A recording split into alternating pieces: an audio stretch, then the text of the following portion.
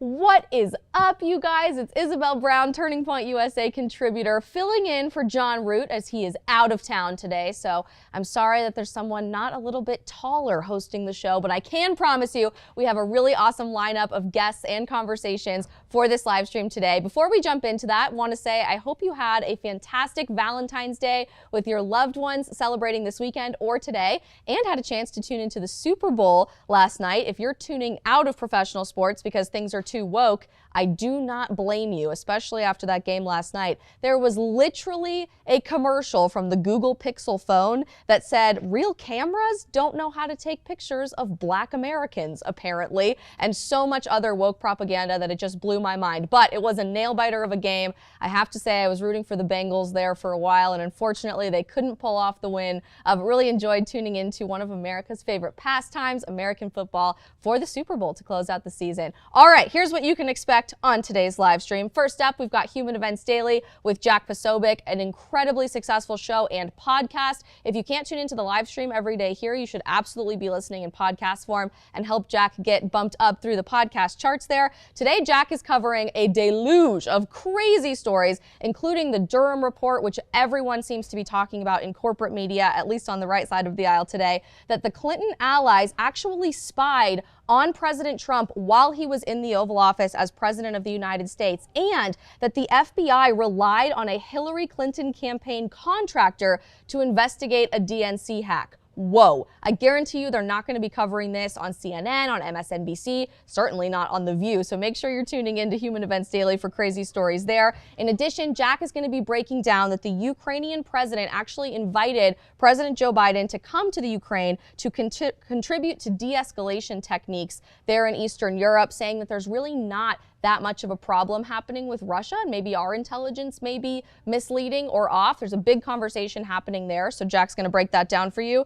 as well as more police crackdowns in Canada over the bridge protest there between Canada and the United States. What is going on with our neighbors up to the north? Jack Posobiec has the best takes on it, including changing his profile picture on Twitter, leading the honk honk revolution. We love to see it there in the digital space. Then we're jumping back here over to the couch where I will be hosting today, joined by TPUSA contributor MAGA Hulk Stephen Davis, the host of Politics and the Spillover, Alex Clark, and one of our amazing employees here at TPUSA HQ. Instead of covering politics and current events, which is what we normally do here on the couch, we're going to be talking all things Valentine's Day, including why dating and marriage is changing so substantially in our country, and our craziest dating stories from our 20s here on the couch. Then stay tuned for Freedom Papers with Morgan Zegers. Morgan is going to be breaking down that it would almost be inevitable for delinquent states to rise up and join together to catalyze another civil war without the Constitution, and why that document lays the path forward for standing up for freedom and American human rights in the future. After that, we are wrapping up with some more Alex Clark in the next episode of Politics, where she's going to be covering Seth Rogen on self-absorbed celebrity award shows. Crazy, spicy, always hot takes with the queen of pop culture there. Hope you guys enjoyed today's shows. Stay tuned for Human Events Daily with Jack Posobiec.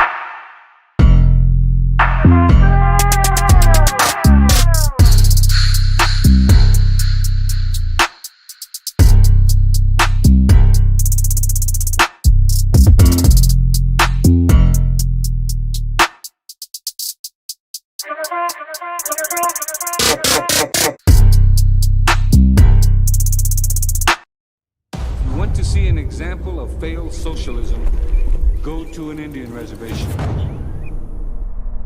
A lot of the soldiers were very aggressive, so the women did get raped. Muerte means a place of suffering, dying, starvation. Nothing good.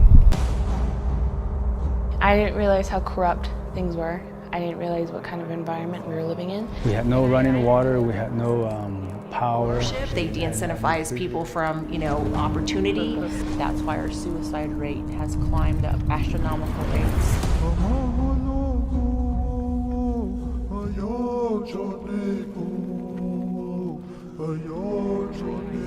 I think that's what I'm also projecting to my people, even if I have to fight you to save you.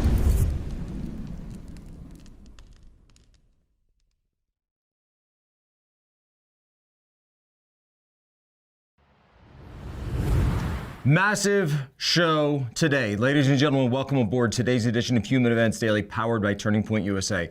Cannot overemphasize this. Let's get into it. First up, Durham has dropped a massive filing, and we are going to break it down in full detail. He's essentially stated that Clinton allies spied on the executive office of President Trump, as well as his campaign and personal residence. Next, the FBI relied on a Clinton campaign contractor to investigate the DNC hack. We need to break that down. Third, the President of Ukraine has invited President Biden to Kiev to contribute to de-escalate and stabilize the situation with Russia. And then finally, the Canadian police have cracked down on the Ambassador Bridge protest. All this and more ahead, Human Events Daily.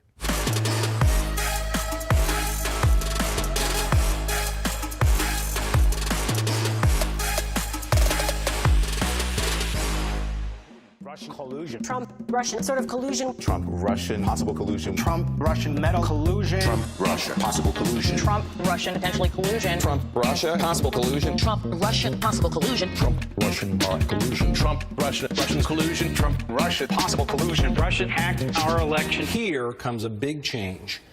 Because all of a sudden, Trump-Russian possible collusion.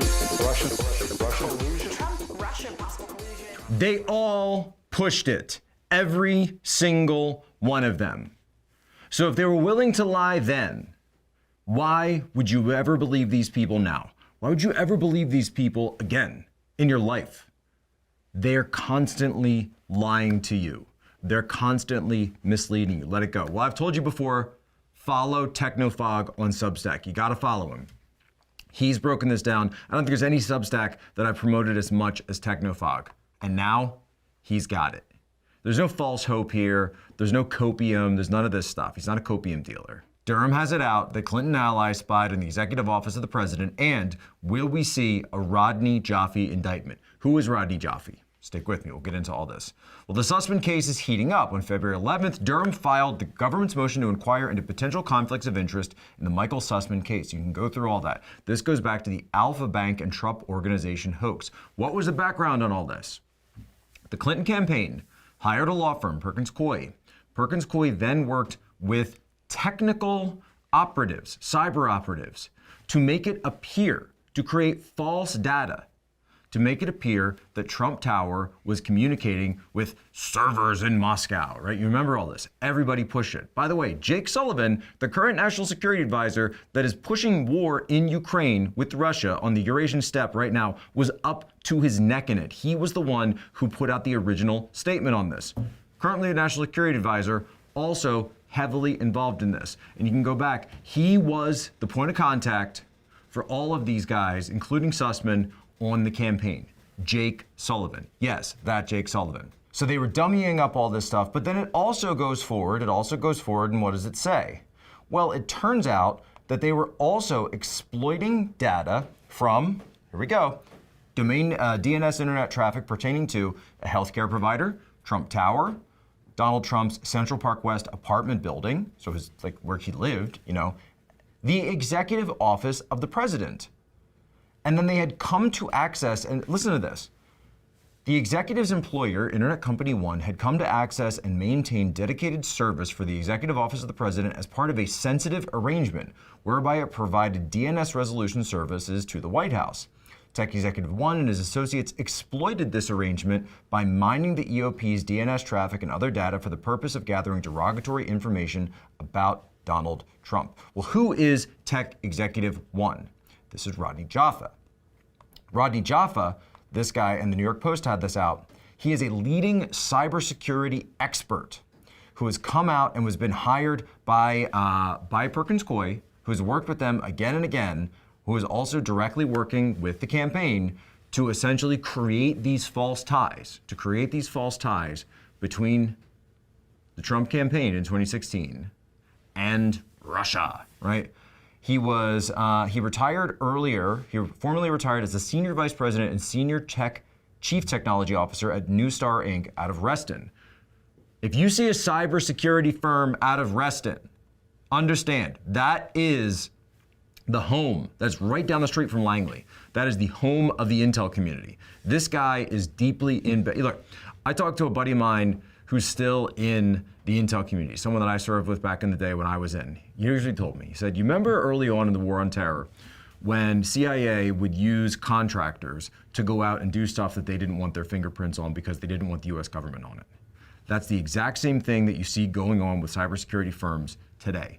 They will be hired out, or they'll have, this contract that looks like it's a huge thing on the front end, but you have no idea what's going behind because they don't know what is actually going on. It never comes up. Now, because, you're not going to see bodies in the street from cyber operations, we're never going to get the congressional inquiries.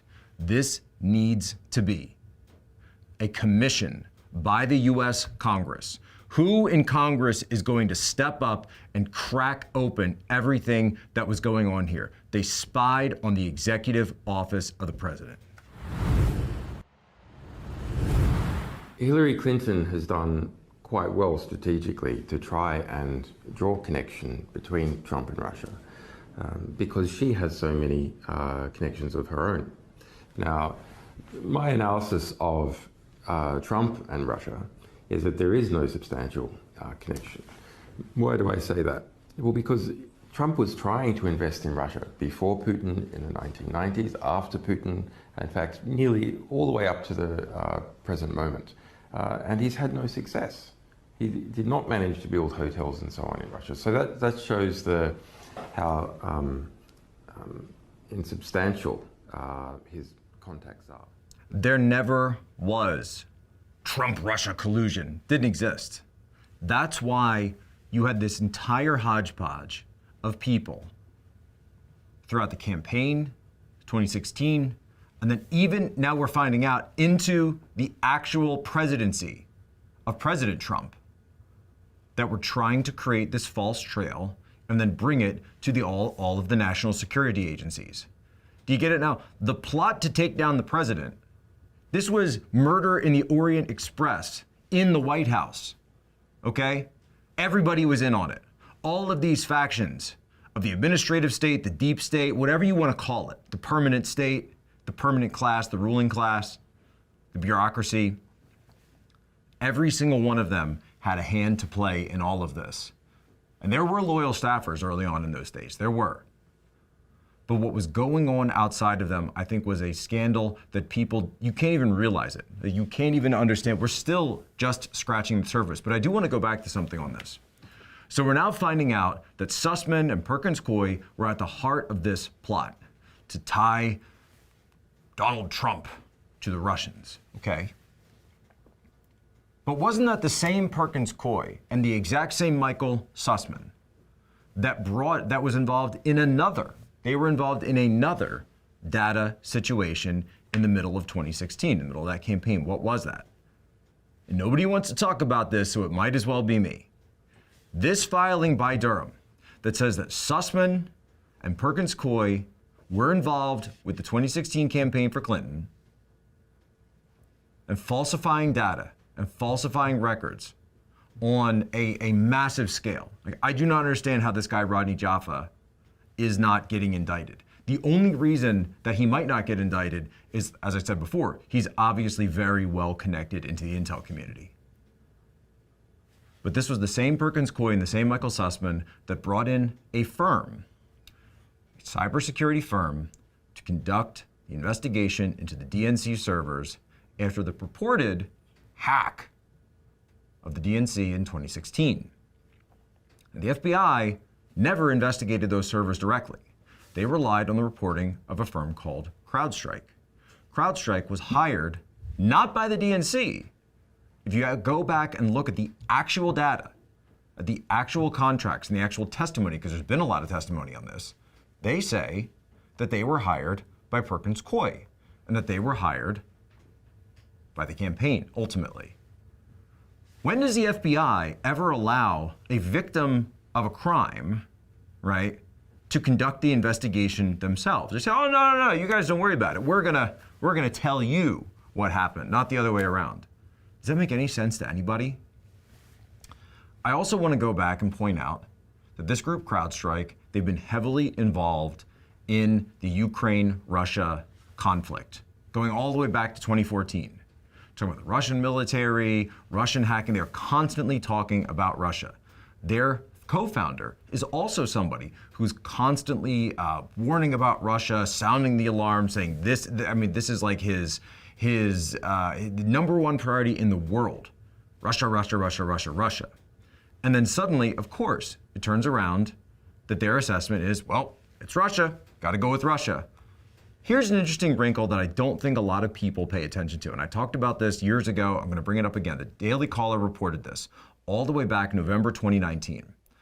A memo given to Fusion GPS, you remember those guys from the dossier, in May 2016, includes information from Sergei Lyshenko, a former journalist and a Ukrainian lawmaker. The memo could shed light on Fusion GPS Nellie Orr's testimony. Remember Nellie Orr, Bruce Orr, right?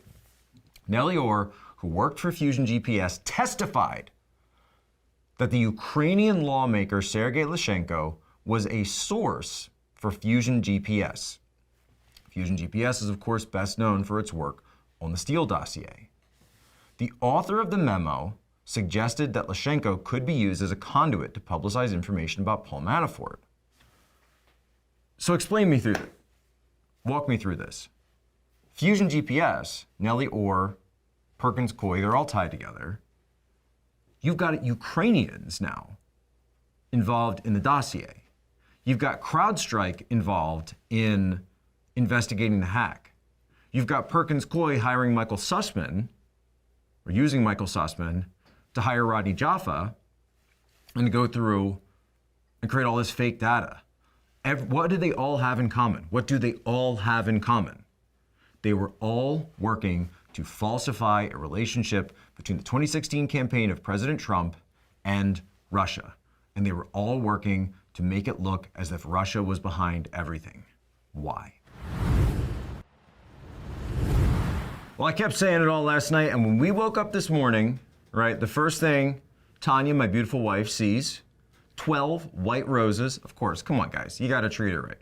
At least one day a year, you gotta treat her right. She gets the roses, got some other stuff, box of chocolates, classic. You gotta go classic. But we saw outside a white blanket of fresh fallen snow.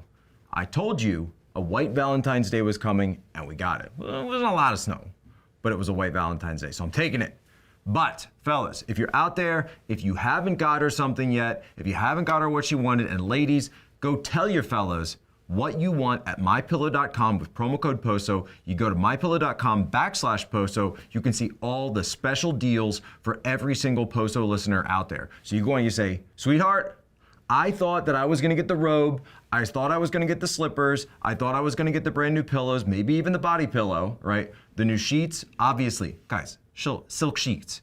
Get her some silk sheets. Trust me on this. Look, for me, it's not about the sheets. Tanya loves them.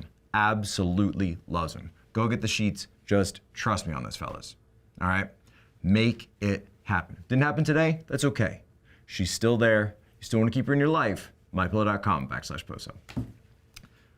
You got to watch this next clip, folks, because we are going to be talking about Russia, Ukraine, and all the updates. Of course you have to be concerned when you have, a nuclear power invading. If he invades, it hasn't happened since World War II. This has been the most consequential thing that's happened in the world in terms of war and peace since World War II.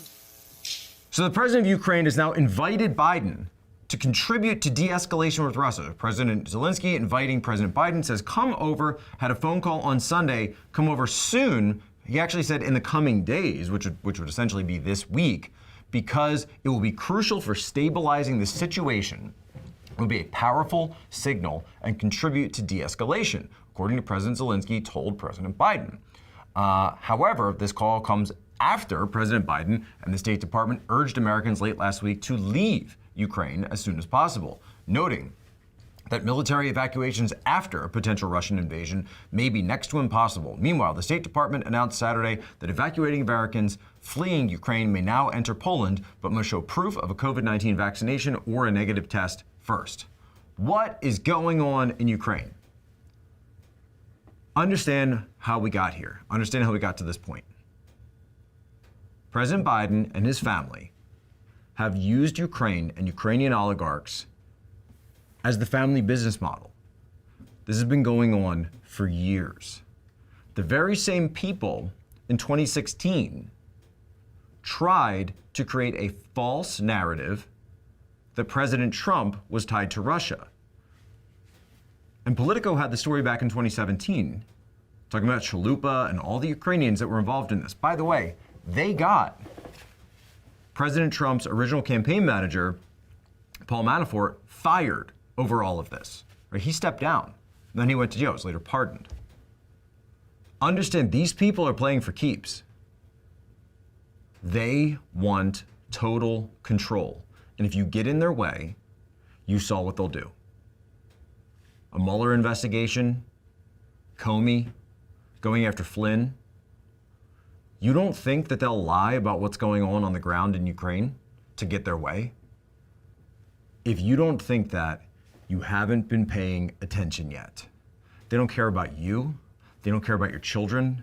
They don't care about the fact that every single report that's come out about the fall of Kabul, the fall of Afghanistan, has shown that those 13 honored dead at Abbey Gate were killed by an ISIS bomb, and they never should have been there in the first place, but because this feckless administration put them in that situation that they never should have been in. You had the Bagram airfield and you shut it down. Why?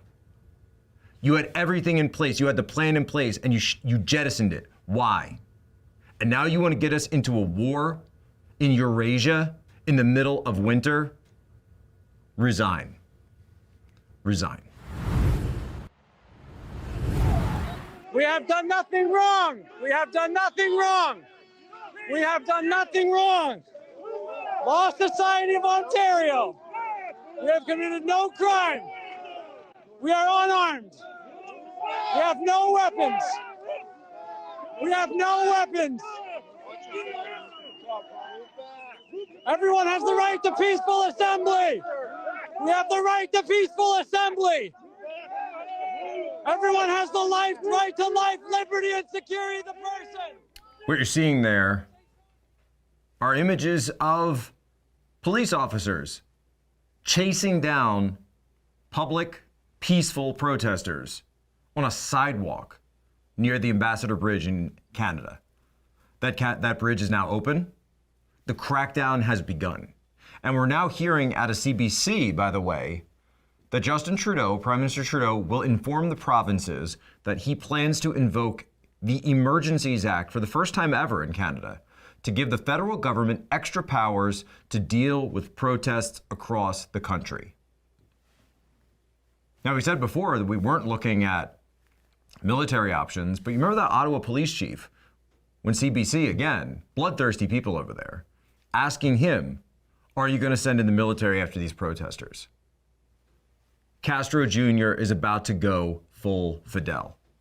You are going to see crackdowns like you've never seen before. How many times do I have to keep telling you this?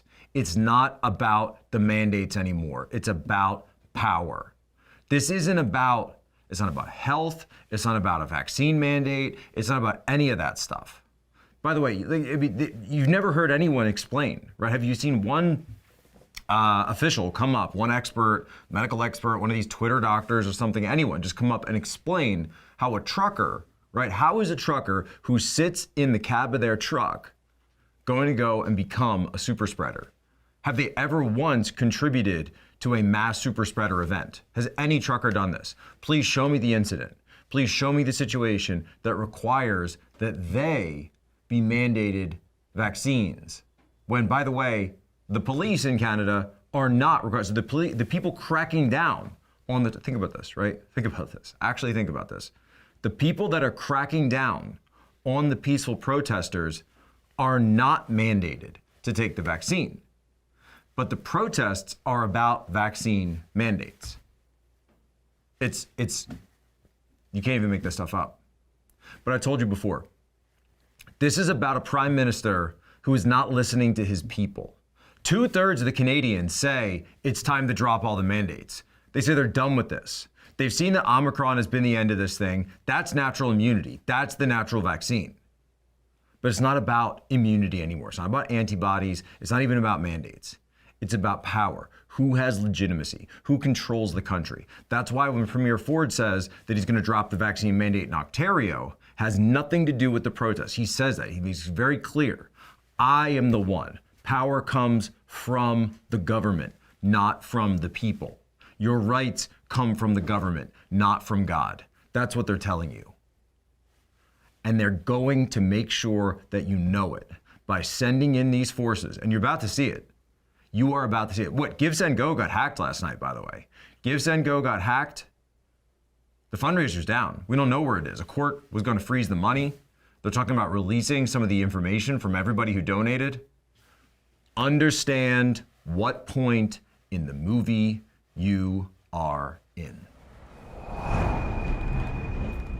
Well, that's it for us today, Human Events Daily. As remember, our motto, our oath, our solemn vow to you: be good, be brief, be gone. This is your Human Events update, your daily briefing of the entire day. And remember, you come to us for your daily briefing. We're giving this to you faster packed, higher value, higher information, higher analysis than anyone. Share this out with your normie friend. That's your homework today. Go and say, look, you could think whatever you want about conservatives, etc., whatever, but you have to listen to these new indictments and find out what's coming down. And by the way, leave us your 5-star review. Today's history break before we leave. Of course, today is Valentine's Day, but did you know that there was an actual Saint Valentine, yes, an actual person who lived and was martyred in 270 AD by the Emperor of Rome? What was he killed for? For marrying Christians in secret when it was illegal. You can go to Rome today and see his skull on display. Ladies and gentlemen, as always, you have my permission to lay ashore. You want to see an example of failed socialism? Go to an Indian reservation. A lot of the soldiers were very aggressive, so the women did get raped. Muerte means a place of suffering, dying, starvation, nothing good. I didn't realize how corrupt things were. I didn't realize what kind of environment we were living in. We had no running water, we had no power. They de-incentivize people from, opportunity. That's why our suicide rate has climbed up astronomical rates.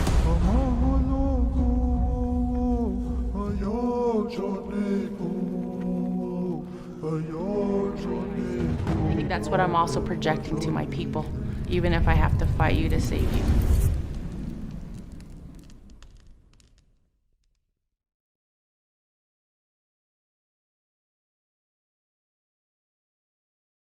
All right, guys, you have signed up, right? You've joined freedomsquare.com. If you haven't, why not? This should have happened a decade ago. How did somebody not think of this earlier? If you're a business owner, we have a business directory to promote your business to patriots across the nation. So if you want to buy American, if you want to sell American, we have a business directory. Whatever it is, go now. Join us in the fight for freedom. Welcome to Freedom Square.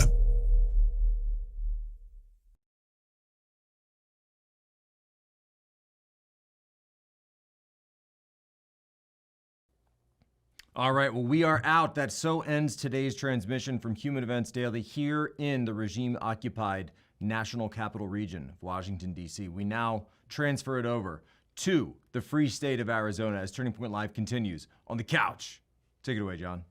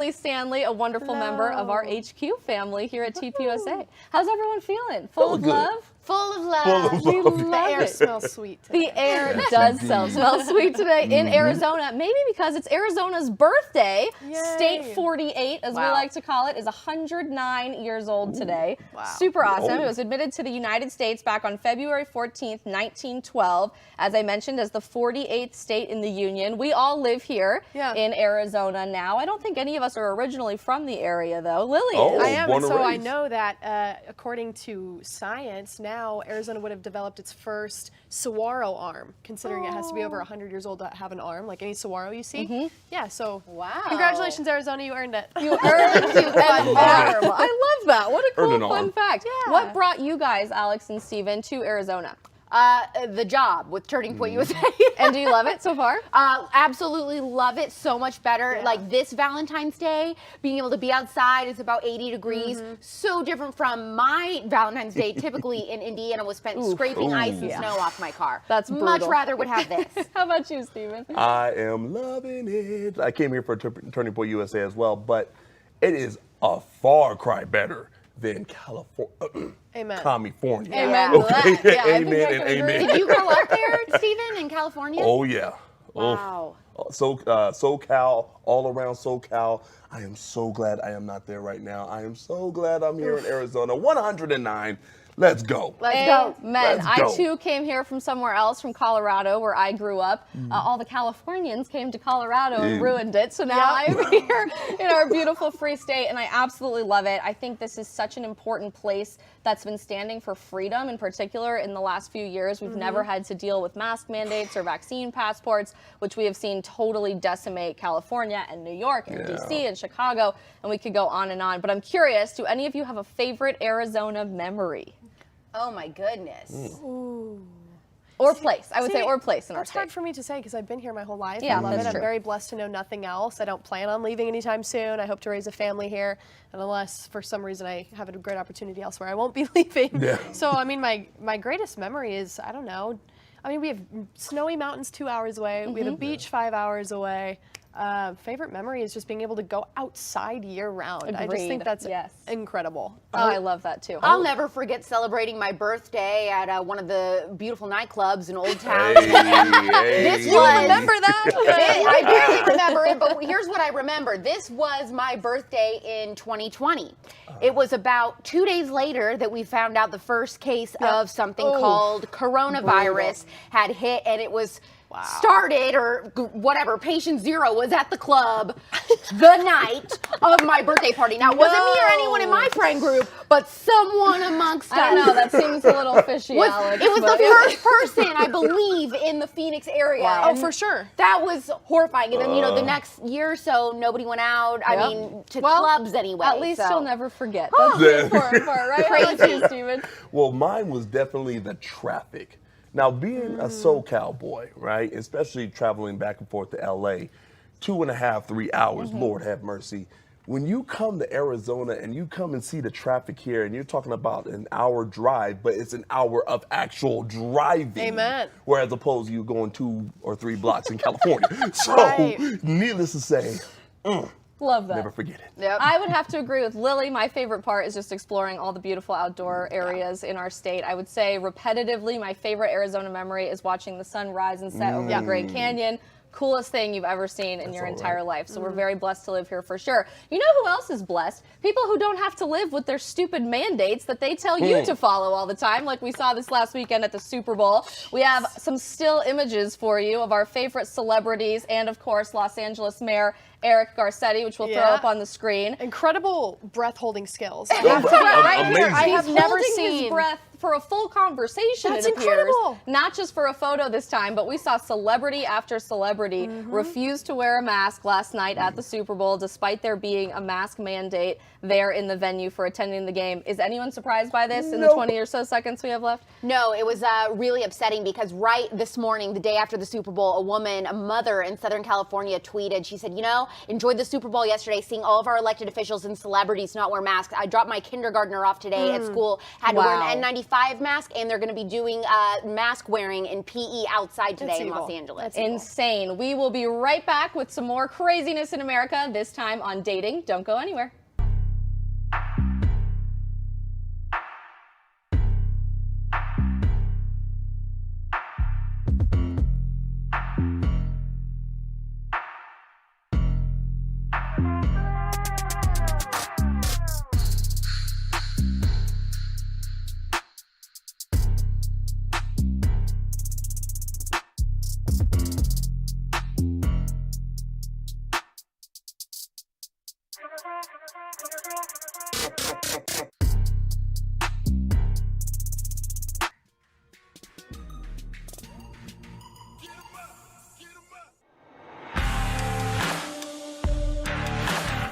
Good Ranchers, straight from the American farm. 100% American meat, 100% of the time.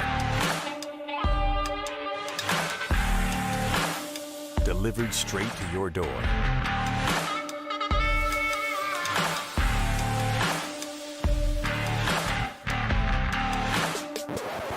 Wait, are those my Good Rancher steaks? I'll be taking these. Claim your 10 free bistro fillets with your next order with promo code TPUSA Live at goodranchers.com.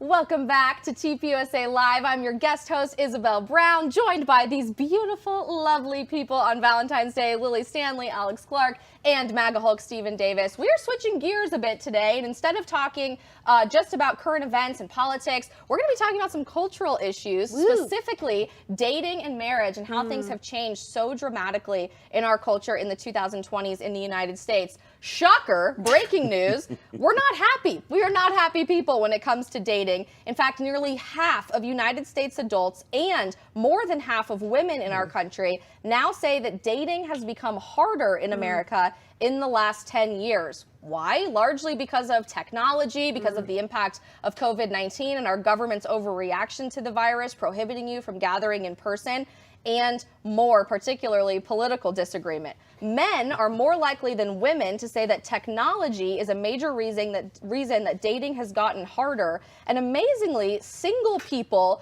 overall are reporting that they don't feel much pressure from society and people around them to hurry up, get dating, and get married.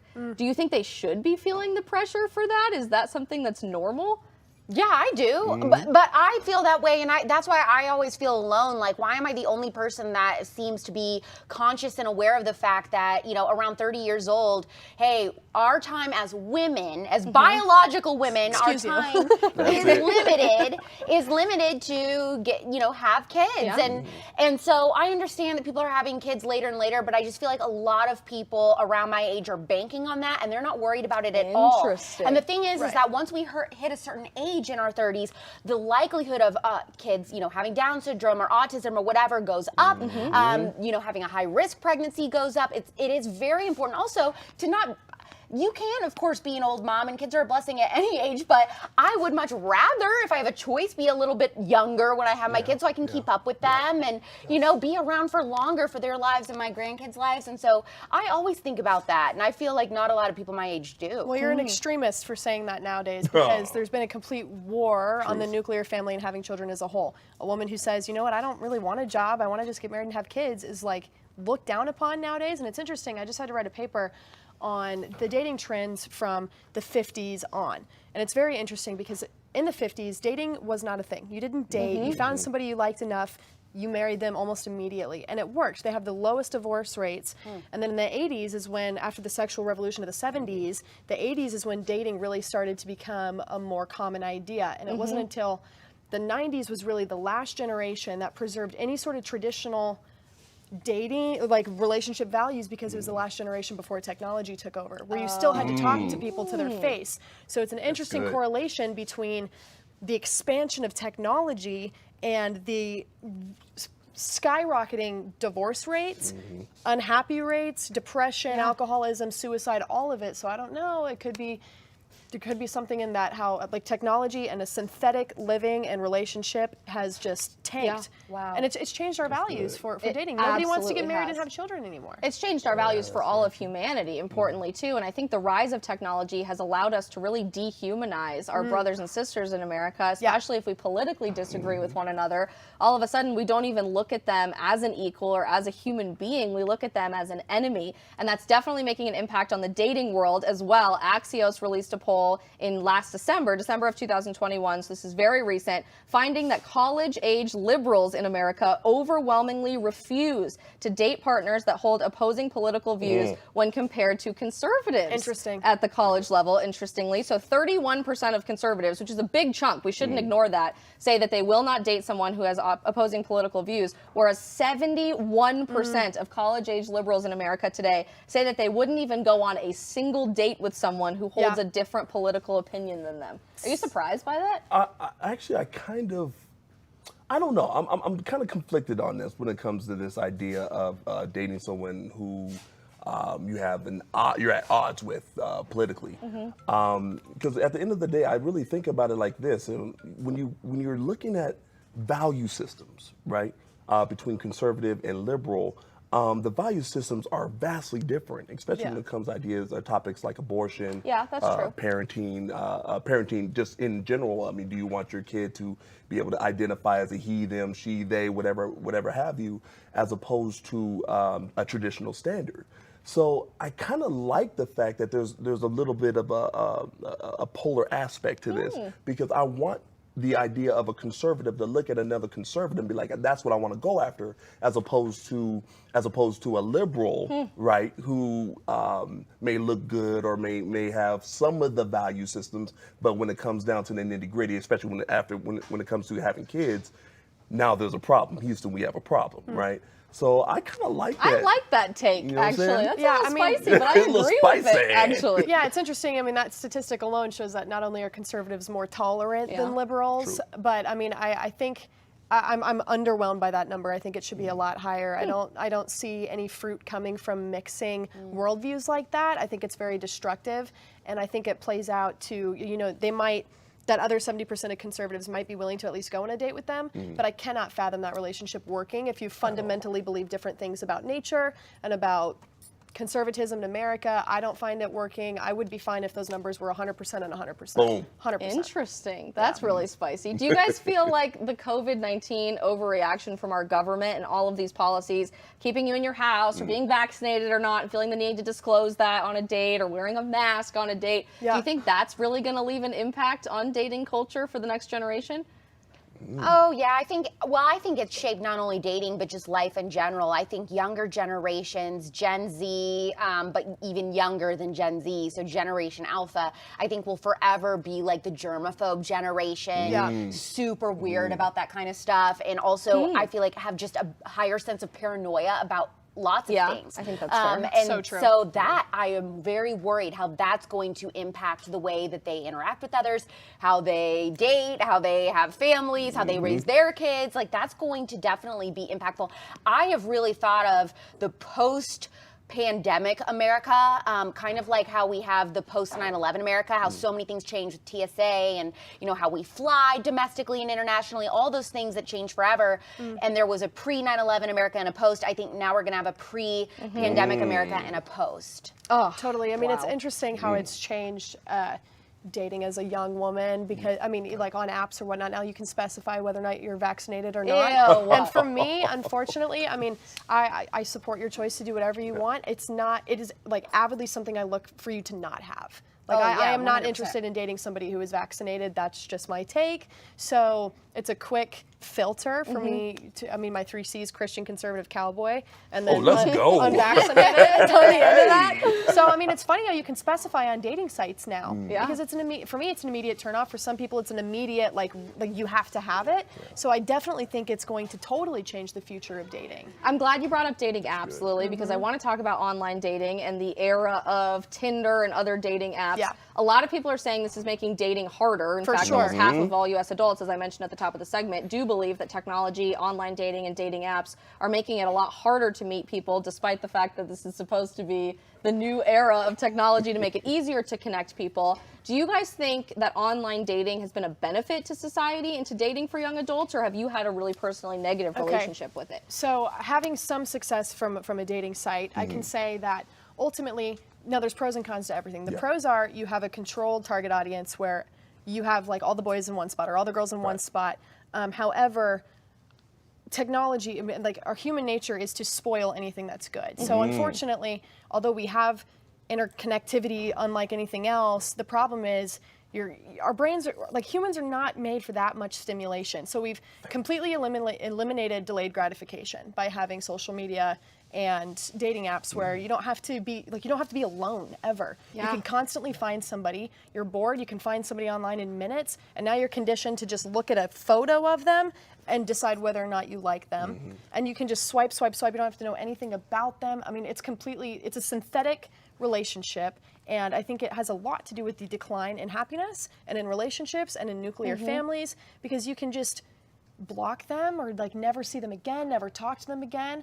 I mean, there's something to be said about having to look at somebody in the face and ask them on a date or go to their door. I mean, we've completely eliminated any sort of real masculinity through this, I think. What do you think about that? I honestly agree. I think that the plethora of choices kind of makes it hard for a person to settle down and make one specific choice. That's what I was going to say. Come on now. You know what it is. It's kind of scary right now. You know, you look at this, and even people who get in relationships, and they know that if this doesn't work out, which it's not even that serious for the relationship to work out anymore, because they can just find another one on Tinder or whatever have you, you know. So they'll swipe right, or I don't know what it is. What do you think of what Lily said with masculinity? Do you think men feel this need to like have perfectly edited photos and this outward version of themselves that women are going to find appealing, but then they don't actually live up to that on the date now? Absolutely. I mean, it's really sad to see it. You know, men. There was one point in time when men would just, you know, be men and kind of not worry about all that and you know, just put his best foot forward and you know, give it his best shot. But now it's, you got men who, you know, highly edited photos and Photoshop, and men, you know, smooth with those smooth filters to try to make them look younger. I'm just like, what are you really doing? Yeah. You're going against the very idea of what it is to be a man by doing this type of stuff that's not going to be beneficial for you or your partner as time goes on. So yeah, I agree with that. Well, it just takes the male initiative out of it. I'm realizing, because you can just do everything where it's like not real. Like we have to remember, technology isn't real. Like your 5x2 inch glass screen, that's not a real connection. That's not a real chemical connection you're building with somebody. And when men don't have to call you or ask you to your face, it just gives them a barrier to be weak, honestly. They get away with a lot because they don't have to have any sort of like initiative. Yeah. I feel like dating apps and online dating have actually created this problem where we are unable to find contentness. We are totally insatiable. We don't know how to stop. So like we find a good person, we think, but what if there's this nagging feeling of, but what if there's someone Missing better? out. Yeah, what if I'm missing out? What if somebody's even hotter than this guy or this girl? What I need to swipe in my area to see if there's anyone else I'm missing out on.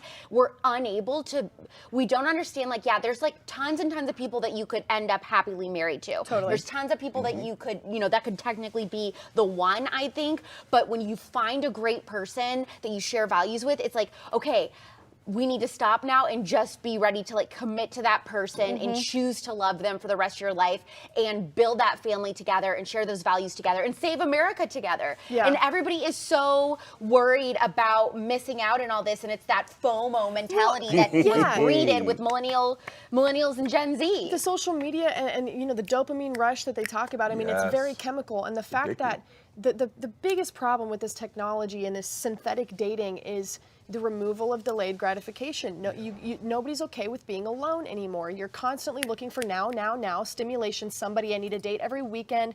If this girl's not answering me, I'm going to talk to this girl. It's constant because of those dopamine rushes where you can match with 16 people at one time and hold 16 conversations. Yeah. Well, and that's then I absurd. think you prohibit yourself from working on yourself. Like, you are not the best version of yourself because you never just sit still for a moment and think, what type of adult do I want to be in a relationship? What type of woman would I want to be in a marriage? Or what type of man would I want to be in a relationship? And so you just constantly have this imperfect, unfinished version of yourself that you're spreading way too thin instead of investing in a deep, meaningful relationship. Right. And I think it just sets everybody up for failure. And I know, Alex, you guys talked about this on the spillover with your most recent guest. You talked about how dating is training us for divorce and not for marriage, because everything is temporary. Like, oh, if it doesn't work out, I'll just find the next person. Or if they do something that I don't like, I'll just find the next person. And it just can't ever be fulfilling and long lasting. So with all of that to be said, that's the culture that we're all dating in right now. Is that what you're looking for, or are you hoping for something longer and more meaningful? Oh, definitely. I mean, I hope for when it comes to us, especially as conservatives, we are looking for something meaningful and long term, right? That's the ultimate. That's the whole point of dating. It's just an interview process for marriage. That's it. Yeah, it's crazy that we have to even say that now, because people date casually. It's the most bizarre concept I've ever heard of. It's a waste of time. Yeah, that's true. No, you date and you have like no end in mind. Like we're just dating. Oh, it's so weird to me. For what? People just forget, and it's because of this technology crap. I mean, I seriously resent all of it. Like, yes, we were able to find everybody in one spot, but like that's so anti-natural. Yes. Like, people need to be okay, and I have to constantly tell myself, I have to stop trying to force a relationship. I need to be okay with being alone and let God bring somebody into my life and stop trying to force it. All this swiping, all this matching, all this, I can't find one, I need somebody to go to the bar with tonight. It's so incredibly harmful to women and their self-image, and men who just think that they have to spread themselves so thin. And in reality, we need to be okay with being alone, let God bring your person into your life, and then don't date them for too long and just get married and pump out children. Like, that's the only, I don't know what we're waiting on. You hit the nail on the head, because the biggest thing is God has to be a part of the process. And I think we've totally removed God from society as a whole, but especially relationships. And we're not viewing each other as children of God anymore, so that value piece is gone. In just a few minutes, we will be back with some crazy dating stories from our talent here on the couch. See you in a few. What if I told you that this has all happened before? The riots, violence, church burning, attacks on police, destruction of private property. My name is Sammy Steigman. I am a Holocaust survivor. This is the reality of what happens when you have capitalism that goes to socialism. El socialismo no funciona. El socialismo no funciona. TPUSA Live is about to be spicy. I mean, would you expect anything less? It's me, Alex Clark. Of course it's going to be spicy. Tune into The Spillover, my brand new podcast. Think of it like the older sister to politics with a lot more conservative.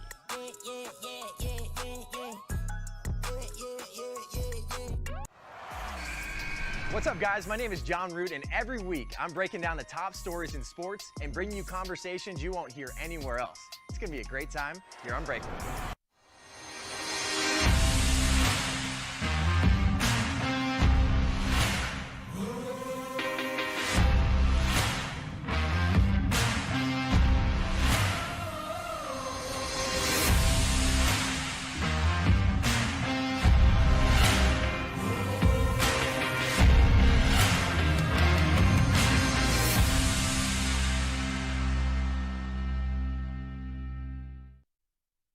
We are back with TPUSA Live Valentine's Day edition here in Phoenix, Arizona on our state's birthday. What more could be better? This segment is going to get a little spicy, so get excited. We are going to be sharing some of our favorite stories from dating in our young adult years. So the first question I have for everyone on the couch, I know everybody's feeling really tense, really nervous. It's fine. We're all good. Safe space, open book. As the leftists would say. This is a safe space. Yeah. I want to know, start things out on a light note, what's everyone's favorite experience that they've had dating?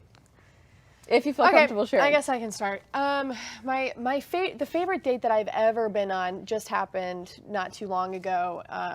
I had told my boyfriend at the time that I really wanted to go on a hot air balloon ride, and he was really good at. He planned my whole birthday and everything, and he planned my dinner and a hot air balloon ride on the morning of my birthday. If you haven't done it, especially in Arizona for the sunrises, I'm telling you, it is a phenomenal experience. And luckily, I did not hear about the air balloon crash that happened the week earlier until the following week, because that would have been really bad. But that was my. It's thoughtful dates. I'm not a big spender. I don't like all that. If someone puts thought into and like remembers something that I said, so that was why that was the best. I date love I've ever that. had, yeah. That's really special. Yeah. I had a boyfriend once surprise me with a trip to New York and a helicopter ride over New York City. What? And that was super, super cool. I felt like I was on The Bachelor. I've never done anything like that before. It's my first ever time in a helicopter. Whoa. And so that was really neat. And that was the one and only time I've seen the Statue of Liberty. We hovered right around it in Ellis Island and stuff. Yeah, so that was a really, really cool date. And then during that trip, he also took me to go see Mean Girls on Broadway and SpongeBob on Broadway. He really understood me. He got me, understood me. So I was sitting there like the oldest person in a sea full of like 6-year-olds for SpongeBob on Broadway. I would go to that. That sounds amazing. It was actually very good. So that's probably my favorite date. Okay, that's a very Alex That's date. right. I Yeah. love that. Stephen, what about you? Well, for me, it wasn't necessarily a date. It was someone I dated. Oh boy.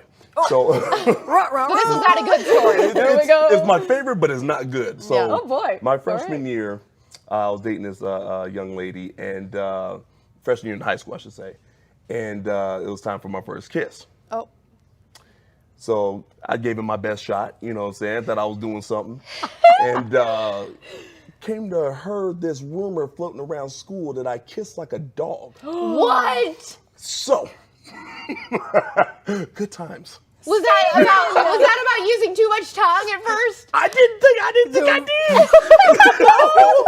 What do I know? It's my first time. My first crack at it. My first real crack at it. You know what? That's better than my first kiss that I ever had, where I was so nervous and shaking that like I went in and I like turned my head and I like kissed like half of his mouth, and I was so mortified. I cried and cried and cried. I ran to my mom's car and I was like, "You're not gonna believe what I just did." You told your mom? Oh, I had to. That's when you know that I was mortified. That's pretty I was like, mortifying. "Mom, like he tried to kiss me and I was shaking so bad I just went and like turned my head and we missed. I missed his whole face. I just like brushed his lips and like our whole face is missed. Yeah, that was the last day he talked to me. Okay, I feel like this is a natural transition into another question I had, which is worst date you've ever been on, if you have one. Mine's not a date, but I will go first. In college, I found out that this guy that I was dating, who I really liked and had a great experience with, I got a phone call from a girl that had been my best friend since I was like 2 years old, and she went to a different college than me, about an hour and a half away. And she said that this other girl we went to high school with, who I wasn't really good friends with, had matched with my boyfriend on Tinder. Good. And I had no idea. I was like so shocked. It came out of absolutely nowhere, and I was so heartbroken. Obviously, he lied about it, but then I had screenshots to prove it, and it was just absolutely horrible. And I feel like that happens all the time now to girls. That's like probably a really normal story now. But it felt horrible at the time. Because it's so easy to access anybody you want at any time. You don't have to be faithful. I mean, I wasn't on any of these. I've never downloaded a dating app. I don't even know which way you swipe, to be honest. And so I had no way of knowing whether he was doing that in his own time. And apparently he was. It was very, very sad. So that was my worst date, but I'm sure you guys have some too. I mean, my worst date just happened like 2 weeks ago. And fresh. Yeah, and it was somebody from a dating app because I got bored, and this is why we deleted all of them again. I went out with him, and he just was like, he was older, and so I thought he would be more mature, and I decided I will never go out with guys and their friends as like a first date. Wait, he took you with his friends? He took me with his buddies. I've been there. We went to watch a football game. I'm like, good, this is casual, like nothing crazy. We don't know each other, and never again. But the real catch was I hit it off way better with his best friend. And because his best friend and I were talking about like interplanetary living, like the difference between Calvinism and Catholicism, and he's over there like, I'm gonna go get more wings, and I'm like, like, just do it. And then he got so upset with me, and then like his best friend actually just texted me and asked me out to Valentine. What? I told him no, but Really? because he's not a Christian conservative cowboy. That's why. Well, which part of that is he missing? All of it. Okay, all of it. right. He told me he was a libertarian, and I was like, that's not going to work here. And No, so no, I no. actually walked him off that ledge. You'd be proud. But anyways, so what's your story? Oh my gosh, Lily, what a plot twist. Oh my goodness. Okay, I have so many stories that could have been the worst day. They're great, by the way. So many crazy stories I can't even tell you. Okay, so one of the best ones is one night I went out to the clubs with my very, very best friend, and there was a guy there that I really, really liked, and I was talking to him, and he had his ID out, and my friend had a bad feeling about him, even though I was a couple, glasses of wine in, so I was like smitten, I was feeling it. I had no red flags. She had a lot of red flags. That's how it she goes. background checks his ID at the bar. Good best friend. Finds that he has 9 felonies. 9? Yes. Back 'em up. And he was smoking hot. So at this Ted Bundy. point, It's like a Ted Bundy situation. it was totally Ted Bundy. So at this time, I'm in radio. So I go in the following Monday morning on air on the radio, and I tell this story about how I met this guy. I call him Hot Felon. I met this guy, I'm gonna call him Hot Felon. And I tell the story about how I was kissing him, and my friend was running a background check simultaneously, and he had 9 felonies, and like, I'm never talking to him again, whatever. In that moment, our hotline rings for the radio station. Was it him? My co-host picks up the phone. She says, hi. By the way, it's like 6:30 in the morning. Oh the my God, I odds of this can't. happening is crazy. This girl says, hi. I just wanted to call and say that I'm pretty sure Hot Felon is my boyfriend of 2 years. Oh no. So sticky. So she's also a Colts cheerleader, like an NFL cheerleader, drop dead gorgeous. Oh, no. She's been dating this guy for 2 years. So then she decides to call him and say, I am on my way to the gym this morning, and I just heard Alex Clark on the radio saying how she made out with you at the bar this weekend. Dumps him, makes plans with me. We go out, and her and I become friends. Are you still friends? Yes, and we're still my friends. gosh. Okay, that's amazing. That's called. That's like a really bad situation turned really great. Really and I crazy. love that. Really crazy. So anyway, Hot Felon, look out for those people. And have a friend like I do that'll run Amen. background checks in the bar. Yep. Wow. All right, we've got a couple of minutes left. I'm really curious, based on all of our experience, we've all been out there in the dating world, as you've heard. We've had good and bad situations, all of us. And so I think we've learned a lot along the way. If you were a high school student watching this or a college student watching this, you might have a lot of questions about where you should start in the dating world and what you should be looking for. What advice would you guys share with our viewers for dating? Start talking about the value systems, what value system he has or she has, and what value system you have. You have to start with that, because that'll weed out a lot of applicants, I tell you that much. I agree with that. I think you should look for people in church. That's always a good idea. In small groups, getting involved that way and meeting people that way. Coming to Turning Point conferences is a big one. You know how many people have started dating after coming to our conferences or working for Turning Point, but also just,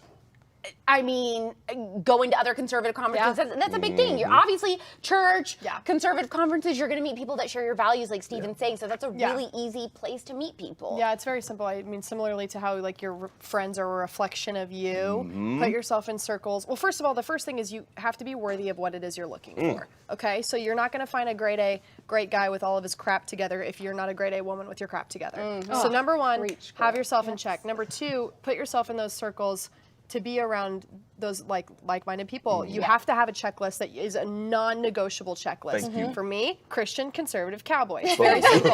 I will not put myself in circumstances where I'm talking to boys who are not that. So be around what you want to be around, have a non-negotiable thing, and then stop looking and the Lord will bring them to you.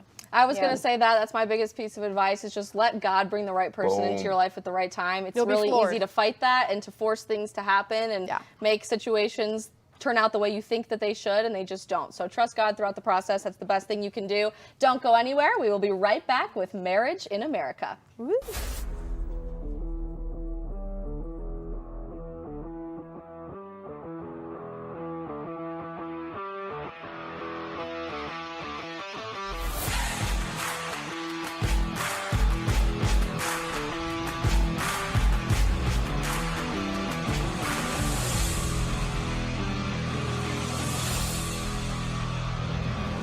everybody. How you doing? My name is Osiga Kaku. I'm from the great state of North Carolina, and I'll see you at freedomsquare.com. My name is Preston Para, and we'll see you at freedomsquare.com. Hi, I'm Kyle Clare from Bolingbrook, Illinois, and I will see you at freedomsquare.com.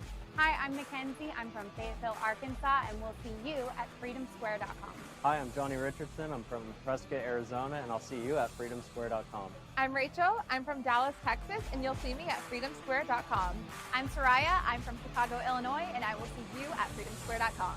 My name is Michelle DeGroot from Los Angeles, California, and I'll see you at freedomsquare.com. Hi, my name is Emma Faye Redcan, and I'm from San Antonio, Texas. I will see you at freedomsquare.com. Join us in the fight for freedom. Welcome to Freedom Square.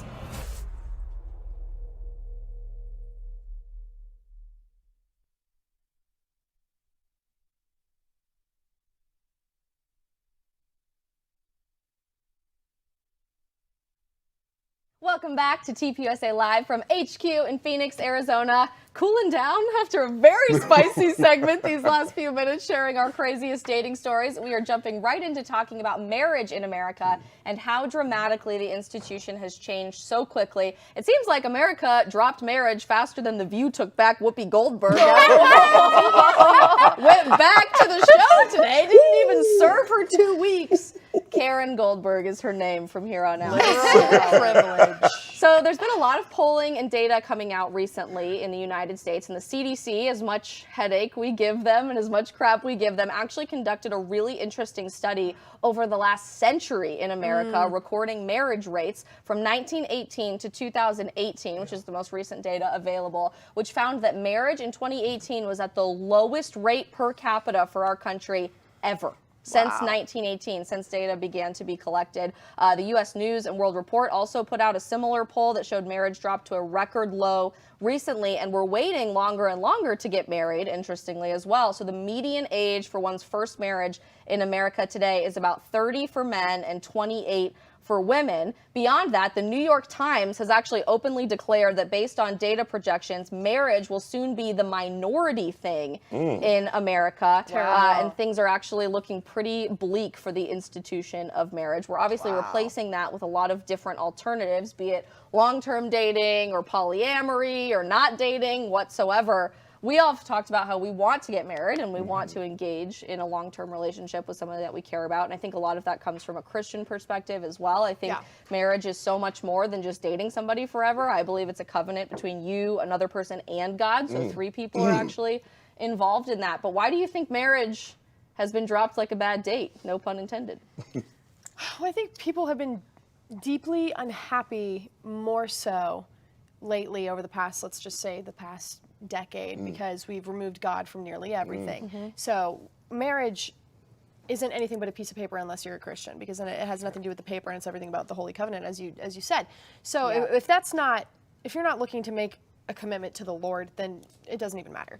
So I think that's a huge part of it. Also, this not only a giant war on men and women, just this anti-masculinity train that everybody is on does no good for men. It ruins their self-esteem, but also this modern day feminism is ruining women, and it is ruining everything that is beautiful about a woman, and pressing this whole you can work for the man and make your own career and freeze your eggs and you'll love it kind of thing is a huge reason why I think marriage has been completely obliterated. We simply don't value the same things, and that's why I say progressivism is a disease. We need to go back to tradition, because people were happy then and people aren't happy now, and I think that says a lot. I think we've made selfishness a commodity. We sell it. We tell everybody, you can love yourself. You are enough. You don't need anyone else. You don't need a man. You don't need a girlfriend. You don't need a wife. You don't need a husband. Everything is about just provide for yourself, be there for yourself emotionally. You will make yourself happy.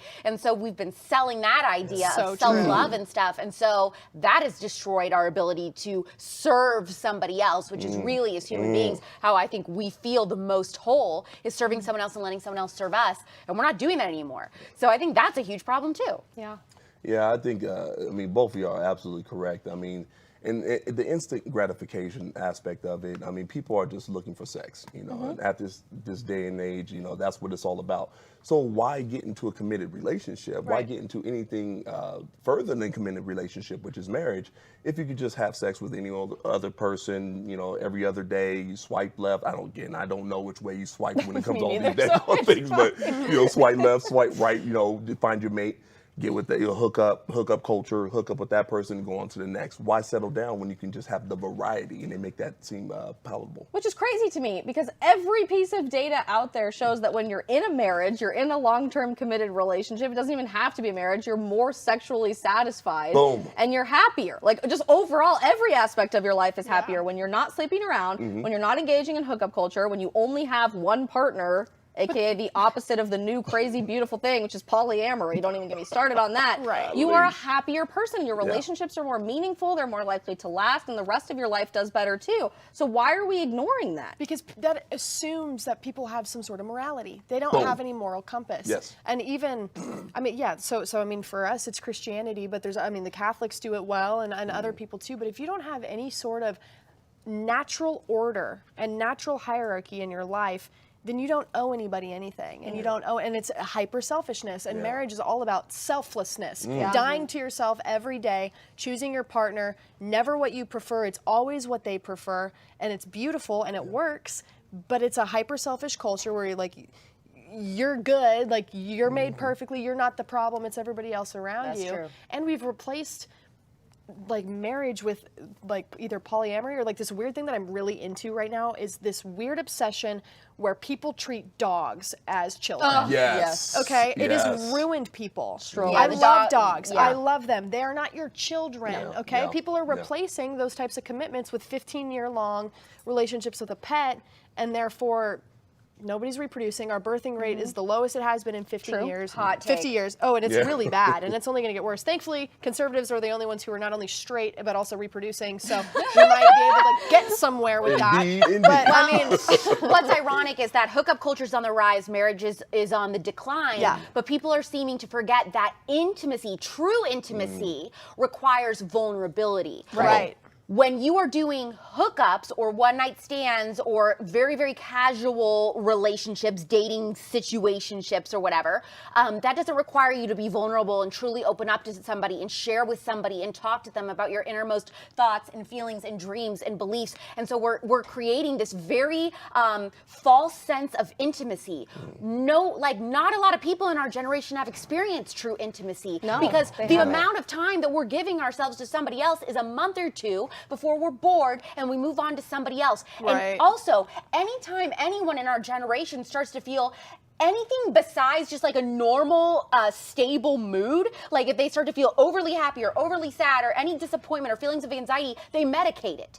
Everything is fake. So true. Everything is fake. We don't even allow ourselves to feel disappointment. I think so many people don't want to experience, put themselves out there for love because they're scared of the heartbreak and disappointment, but you're never going to get to, possibly experience the greatest thing, which is truly falling in love. Yeah. If you're too scared about that other stuff, because nobody wants to feel anything. We're all Xanaxed out of our brain. Well, and the That's flip so side of true. that, Alex, we've talked about this a lot.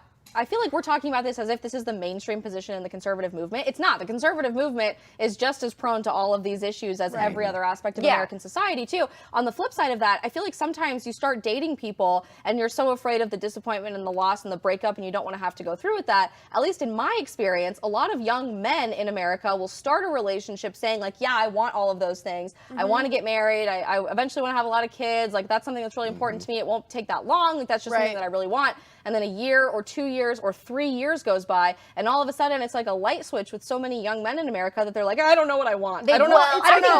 I think they know from the beginning they don't want that, but they bait you. Right. And so they say it. They fake want it, and I think it's because we have completely removed like any sort of like self-responsibility from our entire culture, from like anything across the board.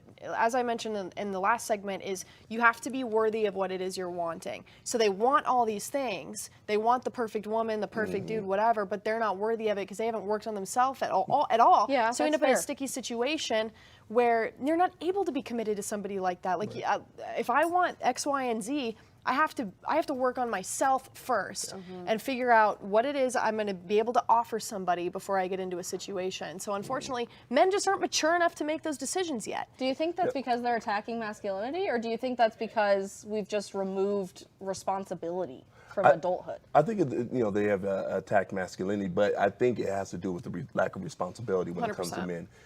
Marriage helps you grow up. Okay, especially as a man. It helps you grow up. It helps you focus on one thing and one thing. It helps you focus on family. It helps you focus on your partner. It helps you focus on your family and the kids and all these different things that men are supposed to inherently want, right?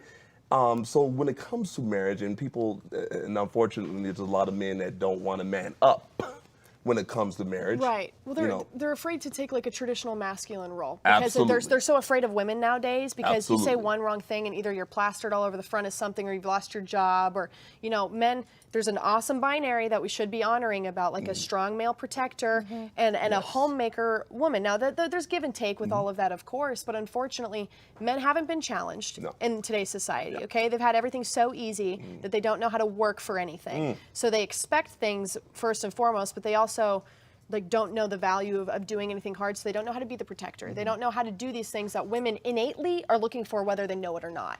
Women want to be protected. That's just in our nature. And so when you're looking for that and there is none of that because they've never been challenged, it's going to be tough. So unfortunately, technology and all this removal of real values in our society has decreased both men and women, and now we're all just afraid of each other, and that's what's really, really sad. What you were saying about the men and masculinity and what you were saying as well, I mean, that's the one huge problem that's going on within male culture at this point in time in this day and age, is that we have we don't want to be protectors anymore. Right. We're shying away from that as men. As men, you look at the men of yesteryear, the John Waynes and those type of, the rugged type of man. That's why I need a cowboy. And there you have it. But I mean, that's not what's going on nowadays anymore. No, it's not. It's something completely different, and men are being emasculated, and they're loving it. You got these soy boys who comfortable. It's very comfortable. You don't have to be challenged as a man. Right. I don't have to be challenged as a man if I subscribe to feminism. I don't have to be challenged at all. They're afraid to hold the door now. They're like, I'll hold the door, but like if that's not sexist to you, or I'll pay the bill if that doesn't insult you, or I'll be the provider unless you want to make a living, or it's like all of this give and take now instead of like, this is how our family's going to work. I'm the head of the household. Yes. Okay? And we're going to pursue the Lord, and we're going to pursue value. We're going to buy a lot of land, and we're going to make babies. Okay? Beautiful. See, but I feel like we're putting that off now. Like, that's not a value now. You're supposed to like test the waters and like make sure you know absolutely everything about the person that you're dating before you can even think about committing to them in a really important way. And what I loved about this episode of The Spillover last week was your guest, Alex, was talking about how you know pretty much right away. You know what you're looking for. The really important things, whether or not your partner possesses those things before you get into a committed engagement and a marriage. Your interests may change over time, but that's not what you should be basing your relationship off of. True. And I feel like I was really fortunate growing up because my parents got engaged after 3 months of dating. Fantastic. That was it. They were in their late 20s. Fantastic. After 3 months, they got engaged. They got married that year. And they've been married for almost 30 years. And they have such a healthy, happy marriage. And things change all the time. We moved all the time. Our interests changed. We went on new adventures and stuff. But I feel like the foundation of their marriage being faith and having a family and experiencing Western values, which is really important to us living in Colorado and Idaho when I was growing up, that always remained the same. And so why are we doing that? Why are we waiting so long to get engaged and married? Is that making a difference? Is that making us happier? Or do you think it's hurting $1 million question. It's my number one gripe. I mean, it just sucks, but it's like as women, I mean, we're like left. The guy has to make it. I can't propose to myself or whatever. So like, that's a conversation that you have to have with the person you're dating. And it's because we just want to have fun now in our culture. Yeah. Nobody wants anything of value because things of value are hard work, and nobody's willing to put in the blood, sweat, and tears to build something beautiful anymore. They want instant gratification. They don't have to hold out. It's taking 10, 15 years for women to get married because there's nobody putting in any work anymore. And your spillover episode was wonderful because I've always kind of thought this whole, I hate like the power couple thing. And it's like, you really could get married to 100,000 different people and you'd be okay. Mhm. Like, Right. you just need to find somebody that shares your values. That's it. Yep. And stop, like, my girlfriends will tell me I'm not getting married unless I've been with somebody for 2 years or more. And I just find it foolish because in a marriage, you're gonna go back and forth between hating each other 100 times. That's it. But it's a choice that you're Yeah. making with your person. You're never Love's a going to find, choice. Yep. it's not in our Love's a choice, nature yeah. to sustain each other. We can't do it. Like, literally, we're broken humans. We're going to always fail one another. Always. Yeah. You're going to fail your spouse 100 times over, your boyfriend, whatever. Find somebody to where you can, at the end of the day, hate each other and say, but okay, at least Jesus died on the cross. Let's work from there. Because if you don't even have that, then you can't do anything, right? Because then you have no reason to ever be in line with anything. So that's seriously what's so sad about what we've done to marriage today. Well, We've I just taken hope out that value. there's a lot of hope for Generation Z and Generation Alpha, which is the children of millennials. God help them, please, because they're going to need a lot of help in the world that they're growing up in. But I think a lot of people are starting to come around to this way of thinking. And most importantly, I see in the conservative movement every day, people are starting to realize that God really needs to be the foundation of a relationship, that it's impossible for two human beings to love each other unconditionally, and there will always be circumstances that could destroy your relationship. But as long as you always have that foundation, you will remain a team forever, which is very, very inspiring and exciting to see. So I hope we go in that direction for every Valentine's Day to come. Absolutely. In just 3 short minutes, we will be back with some great Valentine's Day memes. Don't go anywhere.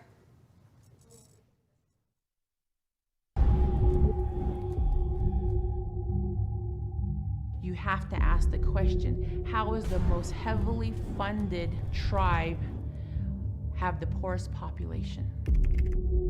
Listen to me. My country is very because everything problem here. Don't have petroleum for bus and Cuban, for car, for life, for nothing. And it sucks. Socialism sucks.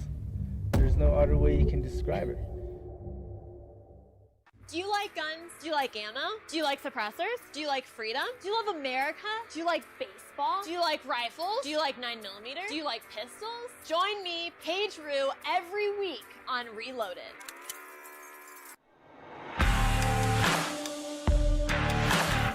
Good Ranchers, straight from the American farm. 100% American meat, 100% of the time.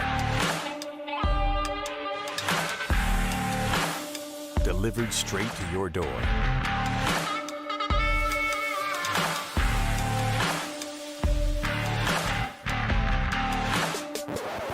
Wait, are those my Good Rancher steaks?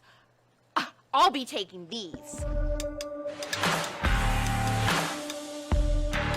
Claim your 10 free bistro fillets with your next order with promo code TPUSA Live at goodranchers.com.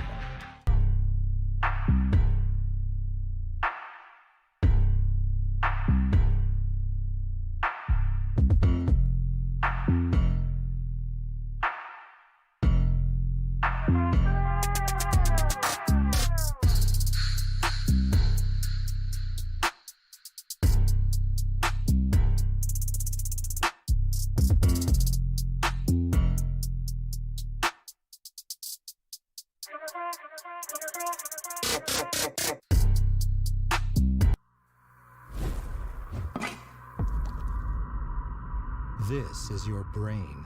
This is your brain on socialism.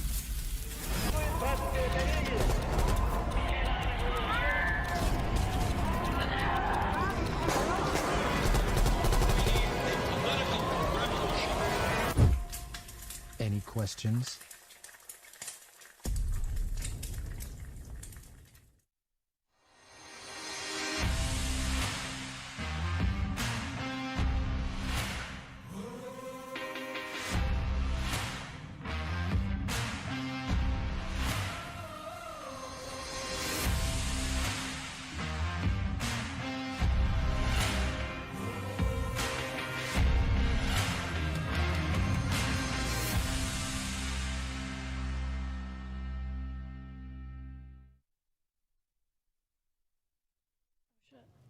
We are back for one last thing at TPUSA Live here from Phoenix, Arizona. We are going to be showing you some adorable, hilarious Valentine's Day memes. Are you guys ready? I want to get all your reactions, all of the takes, especially hot takes from Alex. Oh, Okay, yeah. here we go. Oh, yeah. It may not be Tuesday, but we'll still get them. All right, first one, let's throw up on the screen. We are hiding other things, but not our love. Hillary Clinton says, unlike my emails, I can't hide my love. Oh my God. Precious Hillary, poor girl. I know. She Someone can't check hide on her her today. She can't hide her love for wiretaps either. I know, apparently, especially after this week. I know Jack Posobiec's going to do a great job breaking that You down know, for maybe if everybody. she would have spent more time listening to Bill than she did to President Trump, then maybe her marriage to Bill would have been a little bit more Just up saying. and up. Crazy. Just saying. Interesting take, Alex. I love to hear that. And yet everyone looks at them as a power couple, right? Ew, Lily? Who's looking at them? He literally went The to left. Epstein Island to molest children. Who's not looking wrong. at them as a Yeah. power couple at this Did point? you see that You're one not wrong. picture of her walking the beach the other day? Like the picture of Bill and Yes, Hillary they walking looked the beach? miserable. You wouldn't even They know it look was like them. trolls. It was Like, they literally terrifying. do not- like they from look so under a miserable. bridge. Yeah. Yes. Yeah. It was very sad. All right, Yeah. next one. Ew. Get her something expensive this Valentine's Yeah. Day. Gasoline in Joe Biden's America and in Trudeau's Canada. Yeah. Talk True. about gasoline True. problems. Isn't it up there. illegal to get gas Yes, in but it's Trudeau's amazing. America? Yeah, The It's so Canadian funny. people are like Or trolling the Trudeau's government Yeah. now, so everybody's just carrying around Empty gas cans because you can't check every single one of them to check a if shell there's game. gas in them. So there's just Wow. thousands of Harder, people not walking around harder, with gas baby. cans. That's really creative. Gotta be cerebral. Amazing. All right, next one is from our favorite former president. We love to see it. I want you on my side of the wall. yes, From I do. Donald Trump. Yes, I do. miss the man. So handsome in too. the little tux. He is Yeah. so handsome. Yeah. I hope he's having a good day. Looking I do dapper. too. I hope he and Melania are doing something nice. I'm sure Golfing, they are. maybe. They're just so classy. They're probably Soaking doing up the something sun. amazing. Absolutely. Oh, it's lovely. All right, next one. Illegal immigrants are stealing things, our jobs, but you're stealing my heart.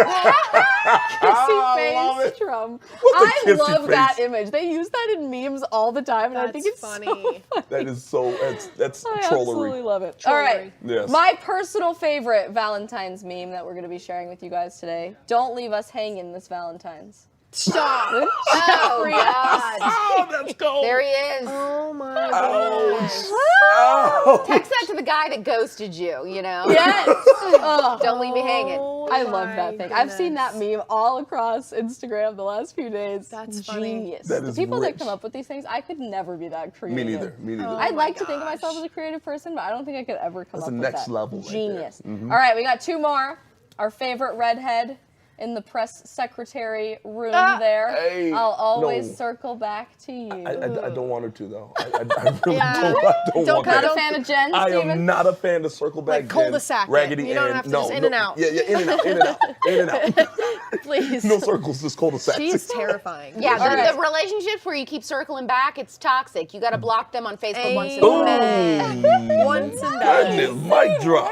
Blake, we love that. All right, go. last one. I will never leave you on Valentine's Day, unlike Afghanistan and Ukraine. That's too soon. Ouch. Low I don't blow. think it is. See, I don't think it is too soon, Lily. I think we got to talk about this till the cows come home. I because agree. nobody Yeah, else I think is. that is a situation Ouch. that just was in and out of the media like it never happened, and I think that's a disgrace. Isn't that funny? I'm huh? worried Absolutely. about Americans in Ukraine right now. I am too, Yeah, me too. especially those trying to leave through Poland. They have to show their vaccination status Give me to a get break. through Poland to leave. Ridiculous. As we're dropping all of it here at home because it's not favorable in the polls. So but Oh, whatever. boy. sad. All right, we got about a minute and a half left. What's everybody doing tonight for Valentine's Day? Steven, I'll go with you. I'm eating You're eating. What are you everything. eating? Good. Everything. All Whatever of she the cooks. things. All Oh, of is the she going to things. do a homemade meal for a homemade date? I should cook. You should. I should. You guys should cook together. That's my favorite date. That's a good Cooking idea. together, yeah. I love that. Spicy, we love it. Chicken. Chicken. To be expected. Oh my God. What are you doing tonight, Isabel? We are eating Good Ranchers steaks for dinner, so I'm really I'm excited so about that. jealous. Yeah. And my mom got us this really cute little like one-time use. It's called City Bonfire. It's so cute. It's like this little campfire that you can have in your apartment and you make s'mores with Oh, it. So that's what we're fantastic. doing for Valentine's. All right, minute left. What are you two doing? I celebrated my Valentine's Day early because I'm in a long-distance relationship, so we went to the beach yesterday in California, and it was beautiful. So that was my Valentine's That's Day. nice. That's what's I'll up. just be going to the gym and praying about my future husband. Amen. And That's what I'm hoping that talking he's about. not on a different date tonight. She probably is. It's fine. It won't be as good as our Valentine's Day, Ooh. actually, but it's okay. Amen That's all. to that. Working on myself. Well, thank you guys so much for joining me on the couch today for a really special edition of TPUSA Live. I'm really glad that we're talking about these subjects because I feel like they're not getting covered in the conservative movement, especially the way that they should be. And this is affecting everybody who's a millennial and Generation Literally Z in everyone. America right now. Futures too. It's going to change the culture of our country. So I'm glad that we took the time to sit down and talk about it. Thank you guys so much for tuning in to TPUSA Live. Don't go anywhere. We've got some special coverage of our other shows coming up next.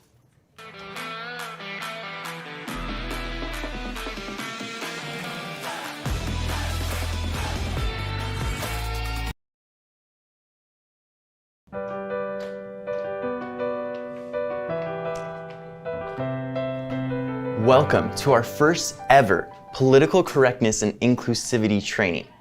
First off, safety. Just want to make sure that everyone here is jabbed, right? Just kidding, none of my business. So I'm Dylan, I'm your HR rep. A little bit about me. I'm a white man, and I'm so sorry if that makes any of you uncomfortable. On to the first order of business today. We're going to be talking about diversity. And Josh, did you have anything you wanted to say? Donde está la biblioteca? I'm from Colorado. I learned that from Dora. Okay, second order of business. This is a mental health friendly workplace. Yes, Alex. If we're really a mental health friendly workplace, what are we doing about the suicide rate of the birds? Because I saw 2 dead birds in the parking lot yesterday. Alex, shut up. Yeah, there's been a really big disregard for the bird lives ever since people in the office started sharing the birds are not real meme. Birds are definitely real. The government's putting chips in their brain, which is making them self-destruct and kill themselves, and we have to be talking about the real issues, or what are we doing here at all? Bird lives matter. No, they don't. Yes, they do. That's what BLM stands for. That's not what it stands for. She brings this up every time. Why is Mitchell in a Pope costume? Why are the snacks always feel like seriously.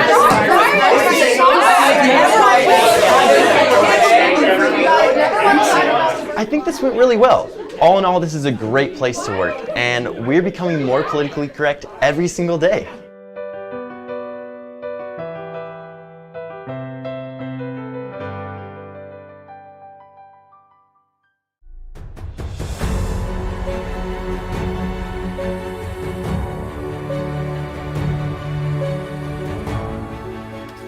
All right, welcome back, you guys. Welcome to Freedom Papers. This time, I'm all alone. My dear friend Connor Clegg, who I usually drag into the studio whenever he is nearby, he can't make it because he's with Charlie. They're going to church, and Charlie's doing some speech nearby in Arizona.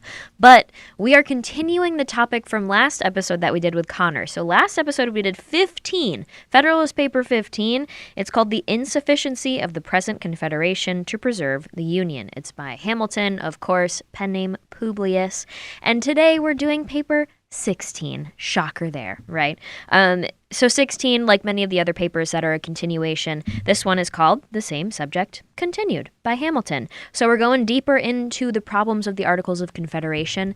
This one, what I took out of it and what a lot of the other people that have done an analyzation of this paper, they say that it's making the case for a stronger union and why we're stronger together, why the Articles of Confederation are bad because we aren't united, and then why we need to unite specifically with the U.S. Constitution. Why are the anti-federalists so against the idea of forming a union if that's one of the main problems with the Articles of Confederation? What the heck is going on there? So that being said, I have a whole list of things that I want to go through with you guys. But one of the main topics of this paper, we'll get to it, but it makes the case that one of the big problems is that the Articles of Confederation really just joins the states together into a league. And it's an article, a document that cares about states and their role in the league. But the U.S. Constitution is more so about the people and their government. So I saw this displayed in the preambles of the Articles of Confederation versus the U.S. Constitution's preamble. And I wanted to read that as a way to get started so you guys can see why we're dealing with such different forms of government, such different documents.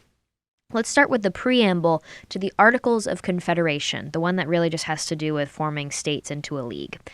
It says, quote, "To all whom these presents shall come, we, the undersigned delegates of the states, affixed to our names, send greeting. Whereas the delegates of the United States of America in Congress assembled did on the 15th day of November in the year of our Lord 1777, and in the second year of the independence of America, agree to certain articles of confederation and perpetual union between the states of New Hampshire, Massachusetts Bay, Rhode Island, and Providence Plantations, Connecticut, New York, New Jersey, Pennsylvania, Delaware, Maryland, Virginia, North Carolina, South Carolina, and Georgia, in the words of the following." And then it goes on. Now that, like I said, really just has to do with the states. Now let's see how much of a difference that is to the U.S. Constitution, because, wow, I mean, the preamble to the Constitution is a really big deal. I mean, it's one of the most famous paragraphs you can think of. It says, quote, "We, the people of the United States, in order to form a more perfect union, establish justice, ensure domestic tranquility, provide for the common defense, promote the general welfare, and secure the blessings of liberty to ourselves and our posterity, do ordain and establish this Constitution for the United States of America." I mean, how special is that? So that being said, I think that gives a really good idea of like, all right, we're dealing with two really different styles of government documents here. And if you ask me, I like the U.S. Constitution's preamble a little bit more than the Articles of Confederation. And by that, I mean a lot more. I don't know why I said a little bit. Now, let's get on into the topics. Let's start, I usually do this. I like the first sentences of all these papers. Usually the most, popular sentence can be the last one. But for me, I like the beginnings of each because it really sets the stage. Let's begin now. Publius, or Hamilton, says, "The tendency of the principle of legislation for states or communities in their political capacities, as it has been exemplified by the experiment we have made of it, is equally attested by the events which have befallen all other governments of the confederate kind of which we have any account in exact proportion to its prevalence in those systems." What is he saying there? That's a fancy sentence. What is he saying there? History shows confederacies fail. Not only are we a good example at this point of confederacies failing, is the Articles of Confederation a good example, but all of history with confederacies our size or larger, smaller, they all have not succeeded. And not only that, but Publius goes on in that paragraph to explain that that's what the great political writers that they have been looking to for advice have also been saying. The great political writers before them and of their time were saying confederacies do not work, and they leaned towards the idea and the concept of a federalist system with a federal government at the top, bringing all of them together, and then combining those state powers and unifying them to work in cooperation and coordination. So that's a great way to kick it off. But the problem is that not only do they fail, you guys, Publius then goes on to say, "This exceptionable principle may as truly as emphatically be styled the parent of anarchy." He's saying confederacies, and specifically the Articles of Confederation, is a parent of anarchy, the cause, the creator of anarchy. It has been seen that delinquencies in the members of the Union, when you're considering the Confederacy, are its natural and necessary offspring. What does that mean? It means it's just natural for the states within a confederacy to become delinquent, to have problems, to become problem children of the parents of anarchy that are, that is a confederacy. He says, and that whenever they happen, the only constitutional remedy to these delinquent states is force. And the immediate cause, and the immediate effect of the use of it is civil war. So the natural progression they're discussing here is that there will be bad behavior in these states when you have a confederacy, and we'll get into why later. But once you have that bad behavior, the only way, given the government that is structured in the Articles of Confederation, because it really just says all the states are going to act on their own as sovereign states, but they're going to be combined into this league of little states, the only thing really bringing them together is that agreement. And you can't exactly tell one state what to do or what not to do. You can say, well, we're all part of the same country, so you've got to shape up, okay? You've got to do certain things and follow certain rules. There's nothing really holding them to that, okay? And so you're going to have some delinquent or bad behavior in the states, whether that's individuals in those states acting badly, or it's states saying, I'm going to defy the concept and the people at the top in this confederacy. When that happens, literally the only way that the Articles of Confederation say you can fix this is to go to war or use military force and power to stop the state from doing the bad behavior. And that's kind of messy, okay? That's not ideal. And so what happens when the only thing you can do to stop bad people from behaving in a bad way is using force against them? Well, they're probably going to fight back. And that's what we're going to really talk about today. What happens when they fight back? Well, civil war occurs between the states. And then the result of that war is a disunited and abandoned confederacy. Once you get into that civil war and the confederacy starts to shrink and dissolve, the only thing that is natural after that is for whatever larger state, more powerful state in that quarrel, whichever one's more powerful and larger and has more resources, they're going to win. That's just the bottom line. It's human nature. It's the nature of war. When you don't have some overarching force like a federal government to step in and say, we're going to stop this state versus state quarrel, whatever state's bigger and more powerful is going to win. What Hamilton and Publius, what they're saying in this paper is that sometimes the more powerful state is not going to be the good guy. And that's how things just go downhill. Now, we saw a lot of this in the talks, especially in papers 2 through 5. Remember when we were talking about what happened back in England, what happened back in Europe, what happened back in Rome and Greece, and all of the other examples of these small nation states fighting each other that were bordering countries. They just fight each other, they waste resources, and they cause massive suffering to the people. And whoever's more powerful and has more military resources, more blockades, all of that basic stuff, they're just going to end up winning. And it's just this massive conquer and then retreat, conquer, retreat over these small borders. That's what America would turn into. And of course, it wouldn't be America anymore. It'd be a bunch of small little countries.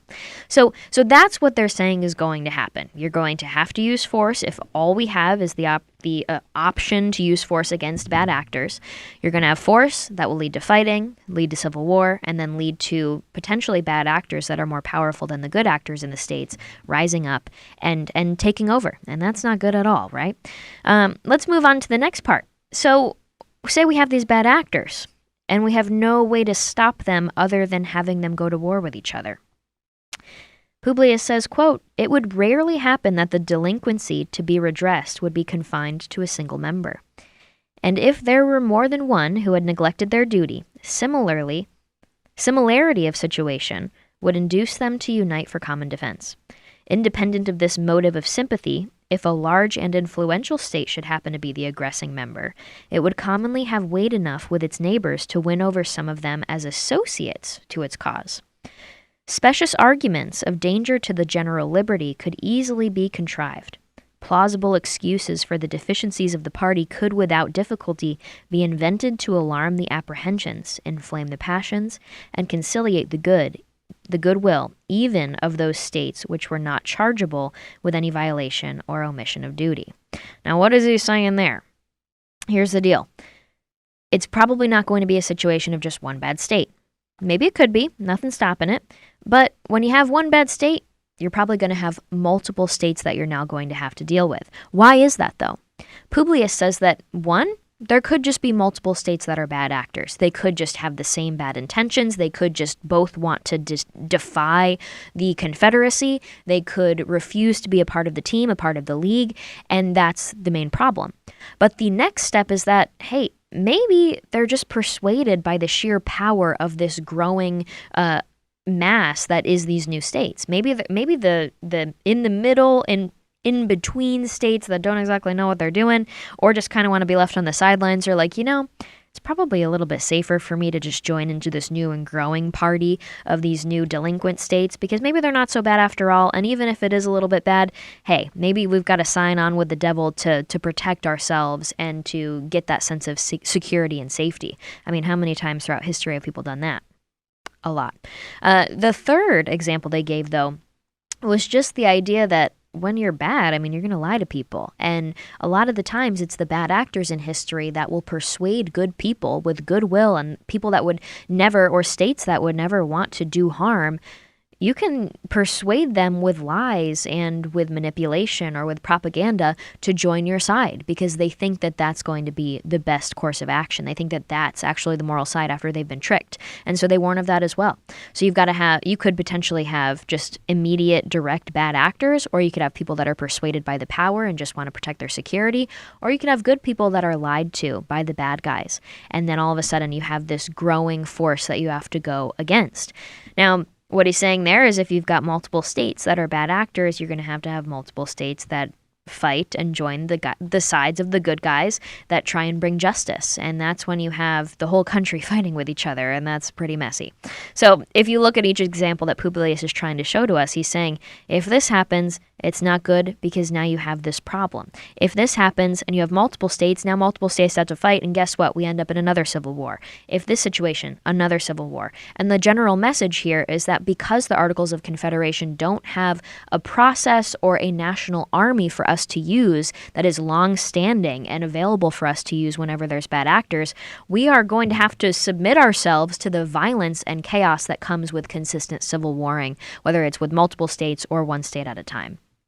Now, moving on. Next up, we've talked about this one before.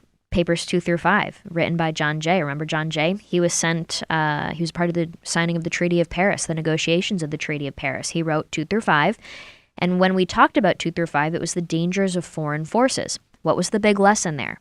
That when we fight on the inside, when we are fighting domestically, having little civil quarrels, it's really a great opportunity for our enemies abroad, our foreign enemies, or even just people that aren't exactly our enemies but want to take advantage of something that self-serves them.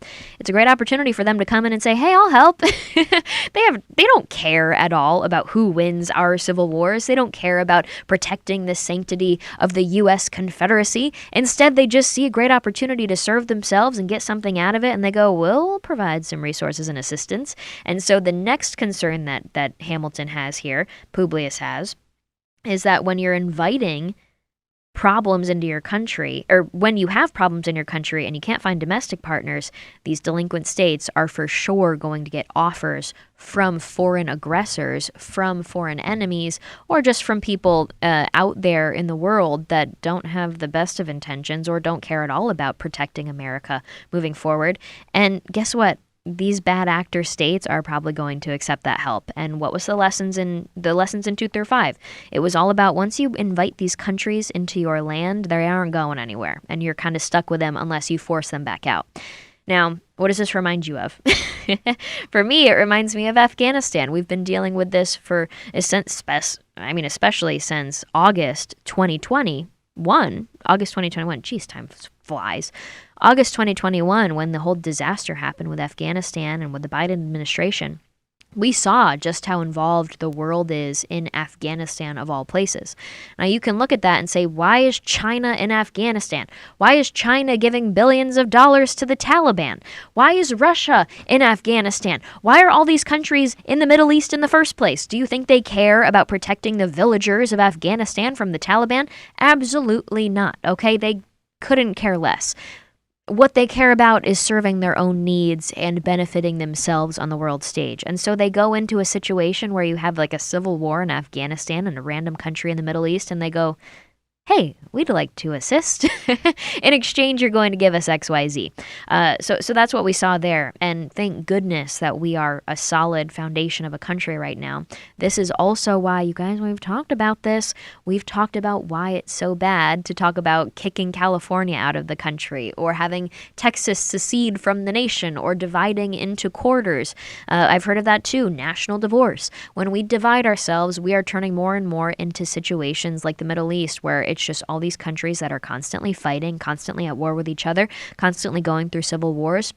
And the entire world is involved in it because they see selfish opportunity. We cannot allow that to happen in America. Our founders saw that, and they knew it would be best for us to prevent foreign actors from coming on in. What Publius says here, though, about this I just want to get his direct quote. It says, if associates could not be found at home, recourse would be had to the aid of foreign powers, who would seldom be disinclined to encouraging the dissensions of a confederacy from the firm union of which they had so much fear.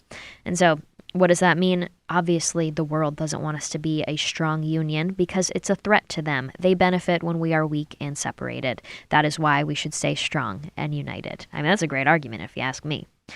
Now, moving on to next one, the fifth topic I want to bring up to you guys. Once you get to fighting, think of it like a fight in your personal life. When you squeeze the toothpaste out of a tube, you can't get the toothpaste back in the tube. When you say something, you can't take it back. It's already been said, right? That's the classic relationship quote. Or at least I think, from Pinterest. When you break glass, for example, I mean, like, you have to piece it together and it's never going to look the same. Or people use the idea of, like, the crumpled up dollar bill will never be the same. And so think about that as your soul. Don't crumple your soul, all that stuff. When you have states fighting with each other and it gets to a point of actually using force against each other, there's no going back from that point. I mean, it's if you think of the Civil War in America, it's still a very touchy subject for many people. It should be. I mean, we killed each other over something. We had a civil war where Americans killed Americans. It's a touchy subject for a lot of people. That's something that's hard to erase. You can't erase it. You shouldn't erase it. But it's hard to remove the sting of the fact that we did have a period in our history where we slaughtered each other. So what Publius says is, when the sword is once drawn, the passions of men observe no bounds of moderation. The suggestions of wounded pride, the instigations of irritated resentment, would be apt to carry the states against which the arms of the Union were exerted to any extremes necessary to avenge the affront or to avoid the disgrace of submission. Now remember this, if you think back to the Reconstruction era after the Civil War, one of the main goals of the leaders of the country was to make sure that there wasn't this frustration between the old Confederate soldiers and the old people that were thinking that they were going to create this Confederacy away from the Union, because they didn't want them to have this long-standing resentment. And I love how he describes it here as this disgrace of submission, the idea that they lost the war and now they're going to hate the people of America when we should be uniting after the war ended. The leaders in D.C. wanted to avoid this. He goes on to say, the first war of this kind would probably terminate in a dissolution of the Union. Fascinating that he said this. Now remember, this is 1787 and the Civil War came in the next century. And we prevailed, which is interesting. Very interesting. Now, what he goes on to say, and this is a big lesson of this paper, 16, is that going into a situation of using force and fighting with each other, getting violent with each other, killing each other, this would be considered a violent death of the Confederacy, of the country. So Publius says this may be considered as the violent death of the country, the Confederacy. But what's the other option? Because he gives two different ways that this could go down. There could be the violent option, and they hadn't experienced that really yet. What he says, though, is what they're probably going to face and what they're currently facing at the moment, this period of 1787, when they're saying the Articles of Confederation aren't working, the country's on the decline, we need to rewrite the government and start fresh, or it's not going to work. He says it's more natural death is what we now seem to be on the point of experiencing, if the federal system be not speedily renovated in a more substantial form. It is not probable, considering the genius of this country, that the complying states would often be inclined to support the authority of the Union by engaging in war against the non-complying states. So let's just take that noted right there. It's not like the states are just dying to go to war with each other. And what he's trying to make the case of is states do not exactly want to say, oh, well, one state isn't exactly following all the rules and now we have to invade them. Do we really want to have to invade a state every time they don't follow the rules? Do we really want to have to do that to ourselves and to our sons and daughters, to our community? And we get into this in the next page. I'll flip a little bit further, but he says there's a big difference between non-compliance and direct and active resistance. And so understanding those differences means that you have to analyze the situation. Unfortunately, the Articles of Confederation just don't allow for that. Right now, all there is saying, well, the only thing we can really do to stop them, if we do want to stop them, is force. But what Publius is saying is that the states don't want to do that, and they should not want to do that. So that's good. But they would always be more ready to pursue the milder course of putting themselves upon equal footing with the delinquent members by an imitation of their example. What does that mean? What he's saying, and this concept of a natural death of the Confederacy, is think of when you lower your standards for yourself and for the people around you. People say, like, surround yourself with people that you want to emulate in 5 years. If you're surrounding yourself with losers that maybe sleep in and don't work hard and don't have a job and don't have any ambition and don't want to better themselves, then that's probably going to be you as you spend more time with them and learn their habits. But if you surround yourself with people that are trying to achieve their dreams, that are reading every day, that aren't using a lot of screen time, that are trying to improve their position in life, and I don't mean like their wealth and their status and stuff, but are trying to actively better themselves as humans, morally, mentally, physically, spiritually, you're going to be in good footing because you're surrounded by winners. The problem is, if we only have one way to solve bad actors in the union, and it's to use force, and we don't want to use force, there's nothing stopping these bad guys. And what they're going to do is lower the bar. You're going to lower the expectations for everybody because they're going to say, well, if they got away with it, then I should get away with it. And want to know the first example that came to my head? I remember in school, everybody would be like, the teachers, they would say, you can't eat in class. And I always like snacking, okay? I love snacks. And so I would always see other people sneaking food in class, and it was against the rules. But when Morgan is witnessing other people snacking in class, and I know it's against the rules, I go, well, they do it, who cares? And next thing you know, the whole class is like eating meals, straight up meals in math class. I understand that it's not good to be eating a full-out meal from like a Tupperware dish in your math class, but that's how it transgressed, is that the word? That's how it transitions when you allow little infractions on the rules, and then all of a sudden everybody's just like, oh, so you don't really like force us to stick by these rules, and I'm going to break the rules in little ways. And then you have really bad situations where it goes from like eating a granola bar in class, and all of a sudden now everybody's like bringing straight up meals because maybe they missed lunch and they were like, oh, I'll just eat in math class. The concepts now in the students is that, well, the teacher never enforced the rules. Nobody's held to the rules, so why should I stick by them? If you're breaking the rule, then I shouldn't have to stick by that rule either. I see this differently in the way of society, right? When we saw 2020 with the protests with Black Lives Matter and everything, I can't remember if I told this story before, but I remember in June 2020, I was so scared that I was going to be one of the people that was in like a viral video of my car getting smashed at a red light at one of those protests that the Black Lives Matter people were using. They use like stopping at the intersection, because I would see these videos and like one of them was this mom, she has kids in the back seat and 911 operators are on the phone and she's saying, yes, please help me. They're approaching my car and they're going, sorry, ma'am, City Hall said that, you know, they're a sanctioned protest or they're an allowed protest. We can't stop them. Like, just stay in your car. And then the woman's like, no, you don't get it. They're on my car. They're on my car now. I have kids in the back seat. And the woman on the line, the operator, you can Google this, is like, I'm sorry, ma'am, this is an allowed protest. I don't know what to do. And those Black Lives Matter people, the Antifa people, had stopped the intersection traffic and were going and smashing windows, jumping on cars, and threatening people. So that's what I was seeing. And a lot of other young women, men, just average Americans out there were seeing small business owners get beaten. We're seeing stores get burned down and looted, no matter what color or gender or whatever you were. All of this was happening, and it felt lawless, and it felt so frustrating. So for me, I pay my dang taxes every single year, and I follow all the rules, and I would never break a rule on purpose. And I found myself in a situation where I was speeding, okay, in June 2020 or something, maybe July 2020. I'm speeding right after all these protests really began. And I am so frustrated with what they're doing to our police officers and everything. And I'm just so mad at it. And I love backing the blue and all this stuff. And I got pulled over and I got a ticket. And the guy was so aggressive and mean, and he didn't care. He wasn't like, oh, I'll let you off on a hook or whatever.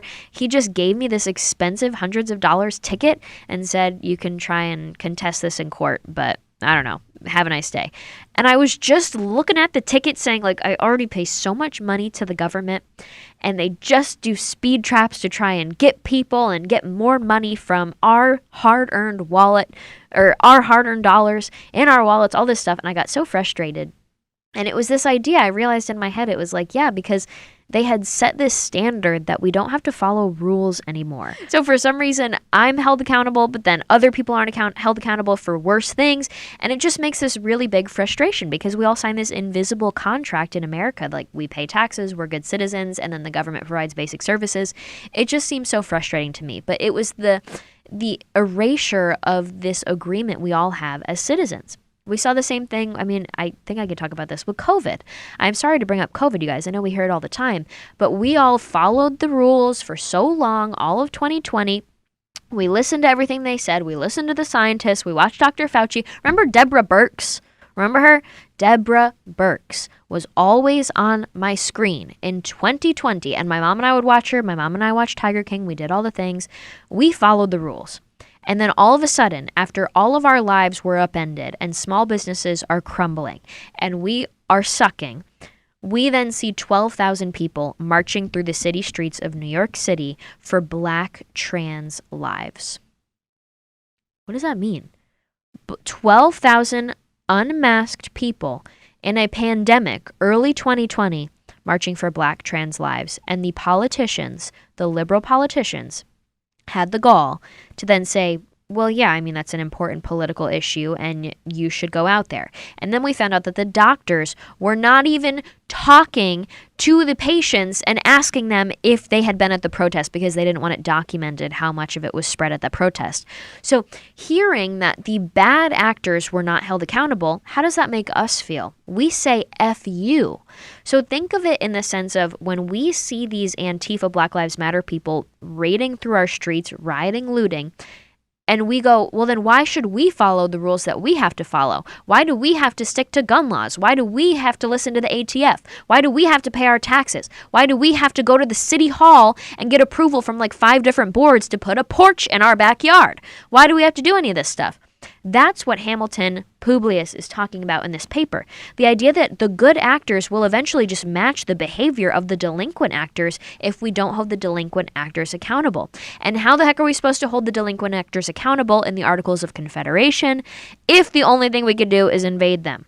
None of it makes sense. It's bound to fail, is what he's saying. Sorry for the rant, but does that make sense? And so back to that total concept of the natural death of the Confederacy. This is what Hamilton Publius is talking about.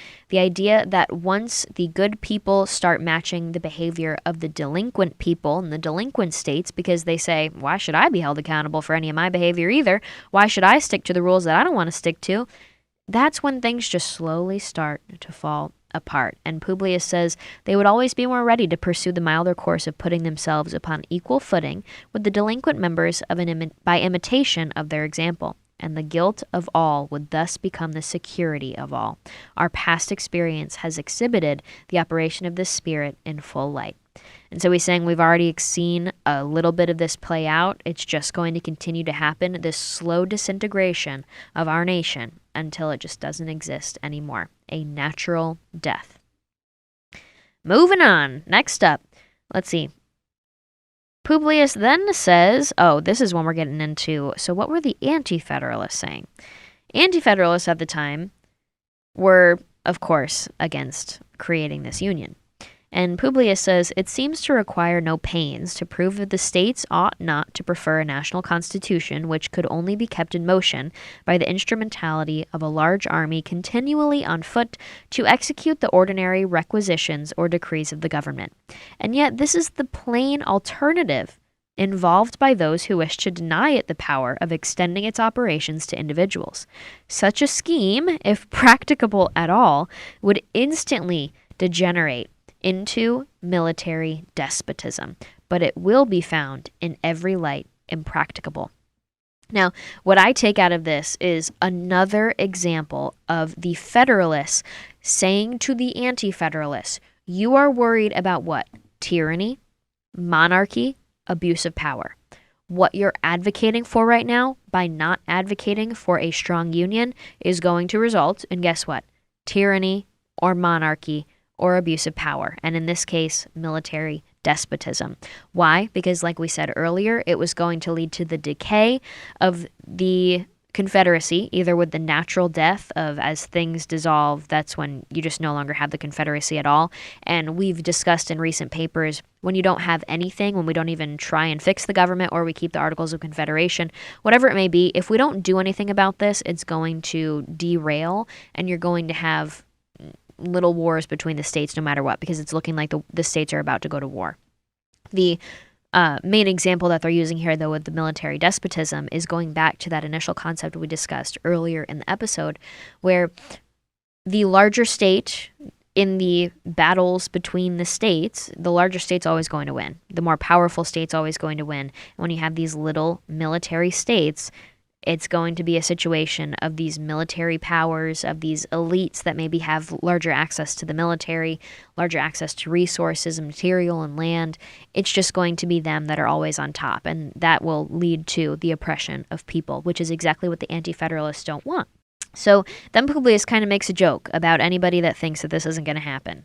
He says, whoever considers the populousness and strength of several of these states singly at the present juncture and looks forward to what they will become even at the distance of half a century, by that he means like this is going to happen quick, and by that he means in less than 50 years we could see something really bad happen. He says, will at once dismiss as idle and visionary any scheme which aims at regulating their movements by laws to operate upon them in their collective capacities and to be executed by a coercion applicable to them in the same capacities. A project of this kind is little less romantic than the monster-taming spirit attributed to the fabulous heroes and demigods of antiquity. Basically saying, if you really don't think that any of these bad things are going to happen that we've just discussed in this paper, then you're living in fairy tale land and you can't tell the difference between a fairy tale and reality. And we are working in reality here. You need to get grounded in reality as well and work with us on a solution. Because if you remember the last couple papers, we've been talking about how the Anti-Federalists understand the Articles of Confederation is not working. Both sides agreed on this, but it was only the Federalists that were really providing a solution. The Anti-Federalists were the ones that were saying, well, yeah, I mean, we don't like the current situation, but we don't like your proposal. And when it comes to our own proposal, we don't really have one. And I've told you this before, too. It reminds me of when the conservatives won Congress and won back power in D.C. And what do you know? They promised to repeal and replace Obamacare, and then they didn't have anything to repeal and replace Obamacare with. And so they didn't do anything. And it really frustrated a lot of conservatives. So it was very much just a disappointment. And when politicians say that, I don't know, it's very status quo for them. That being said, let's move on. And I want to close on this big last topic of the paper.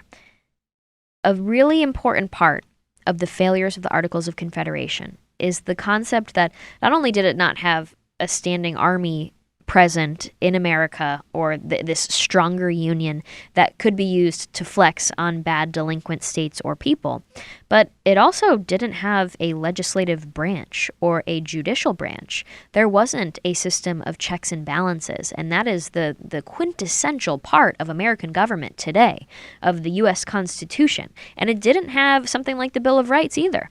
And we need to thank the Anti-Federalists for that. Keep in mind, you guys, the U.S. Constitution as proposed when we're talking about these Federalist Papers did not have a Bill of Rights, did not have guaranteed rights. Instead, it was the Anti-Federalists that advocated for it and said, okay, we'll change our minds and we'll vote to ratify if you include it. I think that was just essential. We would not be the country that we are today without the Bill of Rights. And so the end result, the country that we're in right now, is because both the Federalists and Anti-Federalists worked together on this. So don't think that this is like a pro-Federalist or anti-Federalist kind of thing at all. This is thinking both sides, and we're just looking at what both sides are saying. Now, when we look at this one specific issue, though, both sides really screwed up. All sides screwed up when writing the Articles of Confederation because it lacked the main part of what makes America so special today, and that was the checks and balances of power, the different branches, the different levels, everything that's so great about our system now. And that specifically means there was no legislature and no judicial branch. So let's read about what they say now. Publius says the result of these observations to an intelligent mind must be clearly this, that if it be possible, at any rate, to construct a federal government capable of regulating the common concerns and preserving the general tranquility, it must be founded, as to the objects committed to its care, upon the reverse of the principle contended for by the opponents of the proposed Constitution. It must carry the agency to the persons of the citizens. What does that mean? Remember what I mentioned in the beginning when I read the different preambles? The first preamble, the structure of the Articles of Confederation was just bringing different states together, sovereign states, individual states that had their own governments under this one league that was called the Confederacy. It wasn't a relationship document between the people of America and their federal government that also touched on state versus federal power. Instead, what Publius says now is, if we do take on and create a federal government, to succeed, it must be about a relationship between the people of the country and the federal government. And the federal government must be able to have agency over the persons of the citizens. They must be able to have that kind of power over people. And we discussed this in the beginning. Sorry I keep saying that, but like this is touching on so many different topics that we've already lightly touched on or gone deeper into. The idea that yes, you have to give up a little bit of power over your own life in exchange for the security that comes with government. Now, I believe in giving very little power to the federal government over my life, but there is a small amount that we must submit to become citizens protected by the Bill of Rights and protected by the U.S. Constitution. I mean, we're really blessed to be able to be in a country like this, and I'm proud to be an American citizen. I'm proud to be a part of this. We've got some problems, but we're working on it, okay? That being said, let's keep going. It says, it must stand in need of no intermediate legislations, but must itself be empowered to employ the arm of the ordinary magistrate to execute its own resolutions. Now, what are they saying there, too? This didn't exist in the Articles of Confederation. You just had separate states with their own forms of government in each state, and then they were in this league that existed. The concept of making federal laws and federal rules that people had to abide to did not exist. And now if you ask me, we got way too many federal laws, way too many federal rules, way too much federal involvement in our lives to begin with now. But I still understand what they're saying there, and I agree, because you have to have some sort of national cohesivity. And at the time, it was just different rules for each person in each state. They say, the majesty of the national authority must be manifested through the medium of the courts of justice, and so establishing that third branch, a judicial branch, a system of justice that all people in all states, all people of the country must now be held to. They must be seen equally in the eyes of the law. They must be held accountable equally in that same way, and the federal government must have the power and ability to hold individuals and states accountable.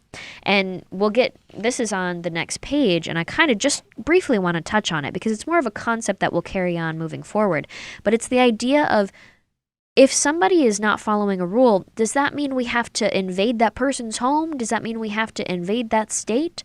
Or does it mean that we have to find a way to decipher, is this person just not complying for non-malicious reasons? Maybe they can't comply for certain circumstances and factors, and we should try and figure out why and help them using our powers and using our resources? Or are they saying that they are actively resisting the U.S. government and their willingness to be a part of the society anymore is no longer there? What are they saying with their action? Are they deserving of force, or are they deserving of understanding and support? And that's where the federal government should be able to decipher and then use certain behaviors and actions accordingly. So I love that. And the creation of a system of justice, I mean, we've got some problems there as well. I'm not saying that we're perfect, but it really is exceptional what we have in this country when you consider what other people go through throughout the world. And just look at COVID right now. We at least have an opportunity to seek justice after all of the wrongs that we have been put through over the last 2 years. Other countries like Australia, other countries like New Zealand, those poor people don't have a system of government like we have where the people have some sort of power, some sort of check on the government. They are just forced into these things, and they have no way to seek retribution, and that's a shame. So let's be thankful for the fact that our structure allows us the opportunity to right this wrong, because it is a deep wrong. He goes on to say the government of the union, like that of each state, must be able to address itself immediately to the hopes and fears of individuals, and to attract to its support those passions which have the strongest influence upon the human heart. It must, in short, possess all the means and have a right to resort to all the methods of executing the powers with which it is entrusted that are possessed and exercised by the governments of the particular states. Now, you guys, I hope that was helpful. That was a jam-packed episode. My brain is tired, okay?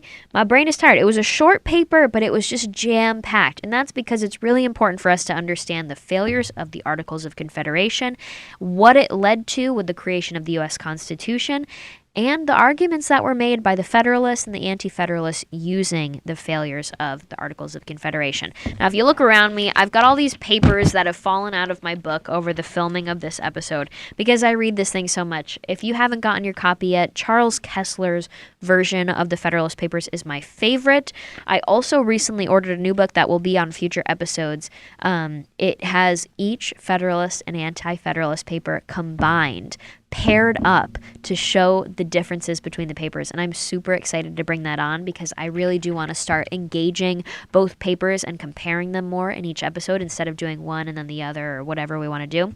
You'll start to see we're getting more guests on. I hope you watched the episode with Madison Cawthorn, Congressman from North Carolina. If you haven't watched that yet, we don't talk about a specific paper, but we touch on number 10. We touch on number 52, which is the role of the Congress. We touch on family, we touch on faith, we touch on babies, we touch on COVID, we touch on the secrets that are going on behind the scenes in Washington, D.C. that really he has an insider view on. So I hope you guys go watch that. It's on YouTube, it's on Apple, it's on Spotify. But if you go to tpusa.com/freedompapers, you're going to be able to see all the episodes and get access to all the different platforms it's on. Thank you to Turning Point USA for powering this. You guys follow Freedom Papers Podcast, and TPUSA Live is a new Instagram page, and it's showing some clips of us too. But other than that, I really appreciate it, and I'll see you guys next week. Thanks for listening.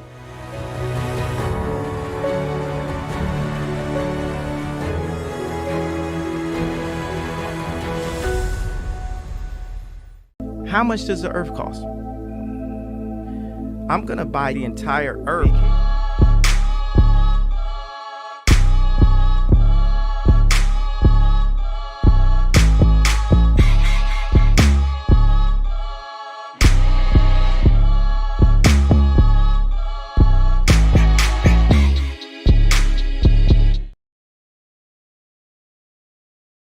Hey there, it's Isabel Brown. Coming up next on TPUSA Live, tune into the newest episode of Politics, where host Alex Clark chats about Seth Rogen, a babysitting controversy, and relationship questions next on Politics.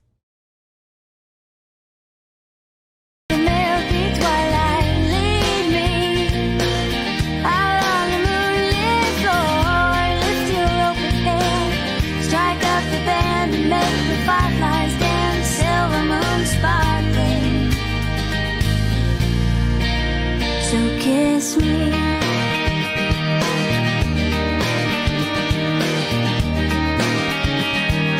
Let me know if that video brings you back. If the last time you got a Valentine, it was Lisa Frank, you might be a millennial. And if the last time you got a Valentine, it had a minion on it, you might be Gen Z. Did I guess right? Wow. I have two pop culture stories today, one being Seth Rogen admitting publicly that America doesn't care about Hollywood's self-aggrandizing award shows anymore. Two, this Georgia single mom might be going to prison for a year after letting her 14-year-old babysit her kids while she worked. Was it wrong? We'll discuss. Then lastly, in honor of Valentine's Day, we will do a love and dating themed pop quiz where I answer questions submitted from you. I'm Alex Clark, and this is Politics.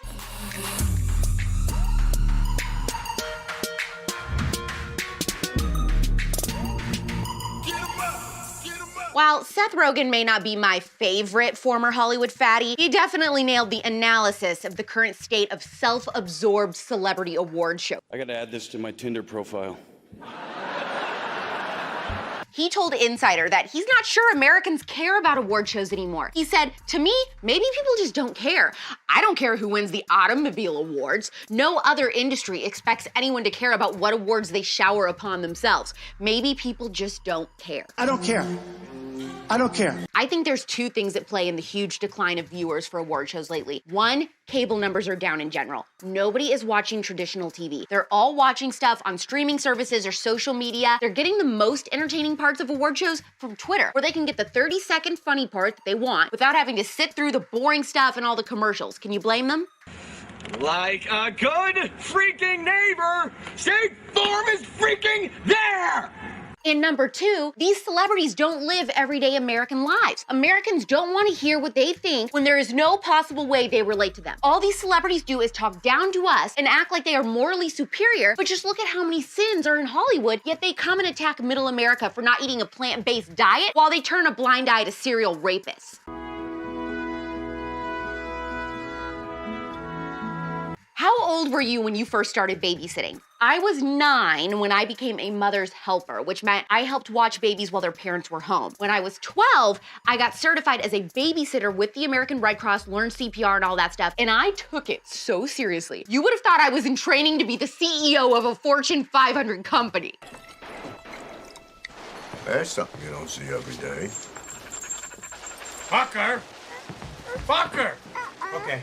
I know this looks bad, but I can explain. What the hell happened? I said no monkey business. No, there was no monkey business. No monkey business? You're wearing my breast? Little Jack is drinking, Moses is sodomizing Jinx, and you're telling me there's no monkey business? What is going on here? I'm asking about babysitting because a single mom in Georgia might be going to prison for a year because she let her 14-year-old daughter babysit her 4-year-old during the pandemic because the daycare was shut down and the mom needed to go to work. While the 14-year-old was doing online school, the 4-year-old saw a friend outside and wandered over to their house. The older daughter noticed within 10 minutes, went to the house to retrieve her brother, but the neighbor called the police anyway, and then the mom was not only arrested 2 weeks later in front of her kids, now the mom may be going to jail for a year. The cow says moo. Butterfly don't say nothing. Pig says you have the right to remain silent. People are split on this story, with some defending the mom, saying, well, she was doing her best after being put in a desperate situation, due to the government and the pandemic, and others are saying that she was completely reckless to let a 14-year-old watch a 4-year-old. Conservative court comments. This kid's definitely on crack right now. Since it is V-Day, I thought it would be appropriate to do all relationship questions for today's pop quiz. Daria from California wants to know, what colors do I want my bridesmaids to wear one day? For the last couple years, I've been pretty sure that I'd want to do a black tie wedding if I do a big wedding, and all the bridesmaids would wear formal black dresses. Goth girl? Who cares? Sophie from Oregon wrote in asking if I want to tell my boyfriend I love him, but he hasn't said it yet. Should I just go for it? I'm a bad person to ask this. I have never said I love you first. I will wait forever for the guy to say it because it terrifies me to say it. And then I feel like he would only say it because I did, not because he actually feels it. So then I get anxiety and I freak out. And then the whole relationship, I'll be telling myself that he isn't really in love with me. And Absolutely mental. Elizabeth from Indiana asked, what is your favorite date you've ever been on? Ooh, okay, I've been on many crazy dates. I guess it depends on favorite in what way. Like funniest favorite, most romantic favorite, worst favorite date story. My favorite romantic date, I'm guessing that's what you wanna know, was a surprise helicopter ride over New York City. And to this day, it's one of the coolest dates a guy has ever planned for me. It felt like I was on The Bachelor. Wow. Oh, God. You lucky Nora from Connecticut is wondering, I went on a date with a guy I really like. When I got home, I realized I had food in my teeth. I had eaten pesto for dinner. I haven't heard back from him, but the date was only a couple days ago. Do you think he isn't calling me because of the food in my teeth? If that is the case, he isn't worth worrying about. Let me tell you, he should have more compassion and also understanding that it's not like you look like that all the time, okay? That would be a very immature reason for someone not to call you after a date, in my opinion. Also, because of this reason or this situation, I always check my reflection, and my knife at the table, I'll go like this when he's like not looking or something. Like if he's looking over, I'm like, and I look in my reflection. And then I also always make it a point in the middle of the date to be like, excuse me, I need to use the powder room. No, I don't actually say that. That's what they say in movies. But I'll go to the bathroom, I check the mirror, check my teeth. I keep floss in my purse for those moments, but if you are in a bind, a little trick, you can use the back of your earring to pick something out of your teeth. Do I have something in my teeth? Molly from Delaware wrote in, I've been dating a guy for a month now, and my dad just doesn't like him. He's a great guy. My dad just doesn't think anyone is good enough. What do I do? Have your parents ever hated one of your boyfriends? I think yes, they have, but they haven't ever told me to dump them over it, and they never have said it in the moment. Like, they would wait till years later to be like, yeah, remember that guy? He was weird, or he was too quiet, or whatever. They've never been like, you need to break up with this person. And also, my personality, anytime someone tells me what to do, I will purposely do the opposite because I'm stubborn, so that wouldn't have worked out well for them. I think I would figure out what the reasons are that your dad doesn't think he's good enough. You know, is it the way he treats you? Or does your dad just not like that he has tattoos or something? Like, I would weigh your dad's opinion accordingly based on what is bothering him, because it could also just be a dad having trouble with his daughter growing up. No, she's not just another notch on the old belt. Don't even wear a belt. Beltless. I am so happy that you guys are responding so well to my episode with Pastor Jonathan Pokluda on the spillover about sex, love, and dating. I wish the church did a better job about explicitly answering hard sex questions like the ones I asked. And I thought there was no better time than Valentine's Day to do an episode like this. If you enjoyed it, please support the spillover by subscribing and leaving a 5-star review. This episode has done so well, actually, that I might have to get a female Christian on soon to give her perspective on sex and marriage. Tap the heart button on this episode in honor of Valentine's Day. Tell me how old you were when you first started babysitting and if you think this mom should go to jail. DM this episode to a mom, ask what they think, and hit the save button to support us. We're back tomorrow at 4 p.m. Eastern, 1 p.m. Pacific. It's pop culture without the propaganda every single day. Have a happy Valentine's Day. I love you. I'm Alex Clark, and this is Politics. Oh, and the life hack for the day is basically what I said about the knife at the dinner table or using the back of your earring to pick your teeth out. Yes, you will need that one day, trust me.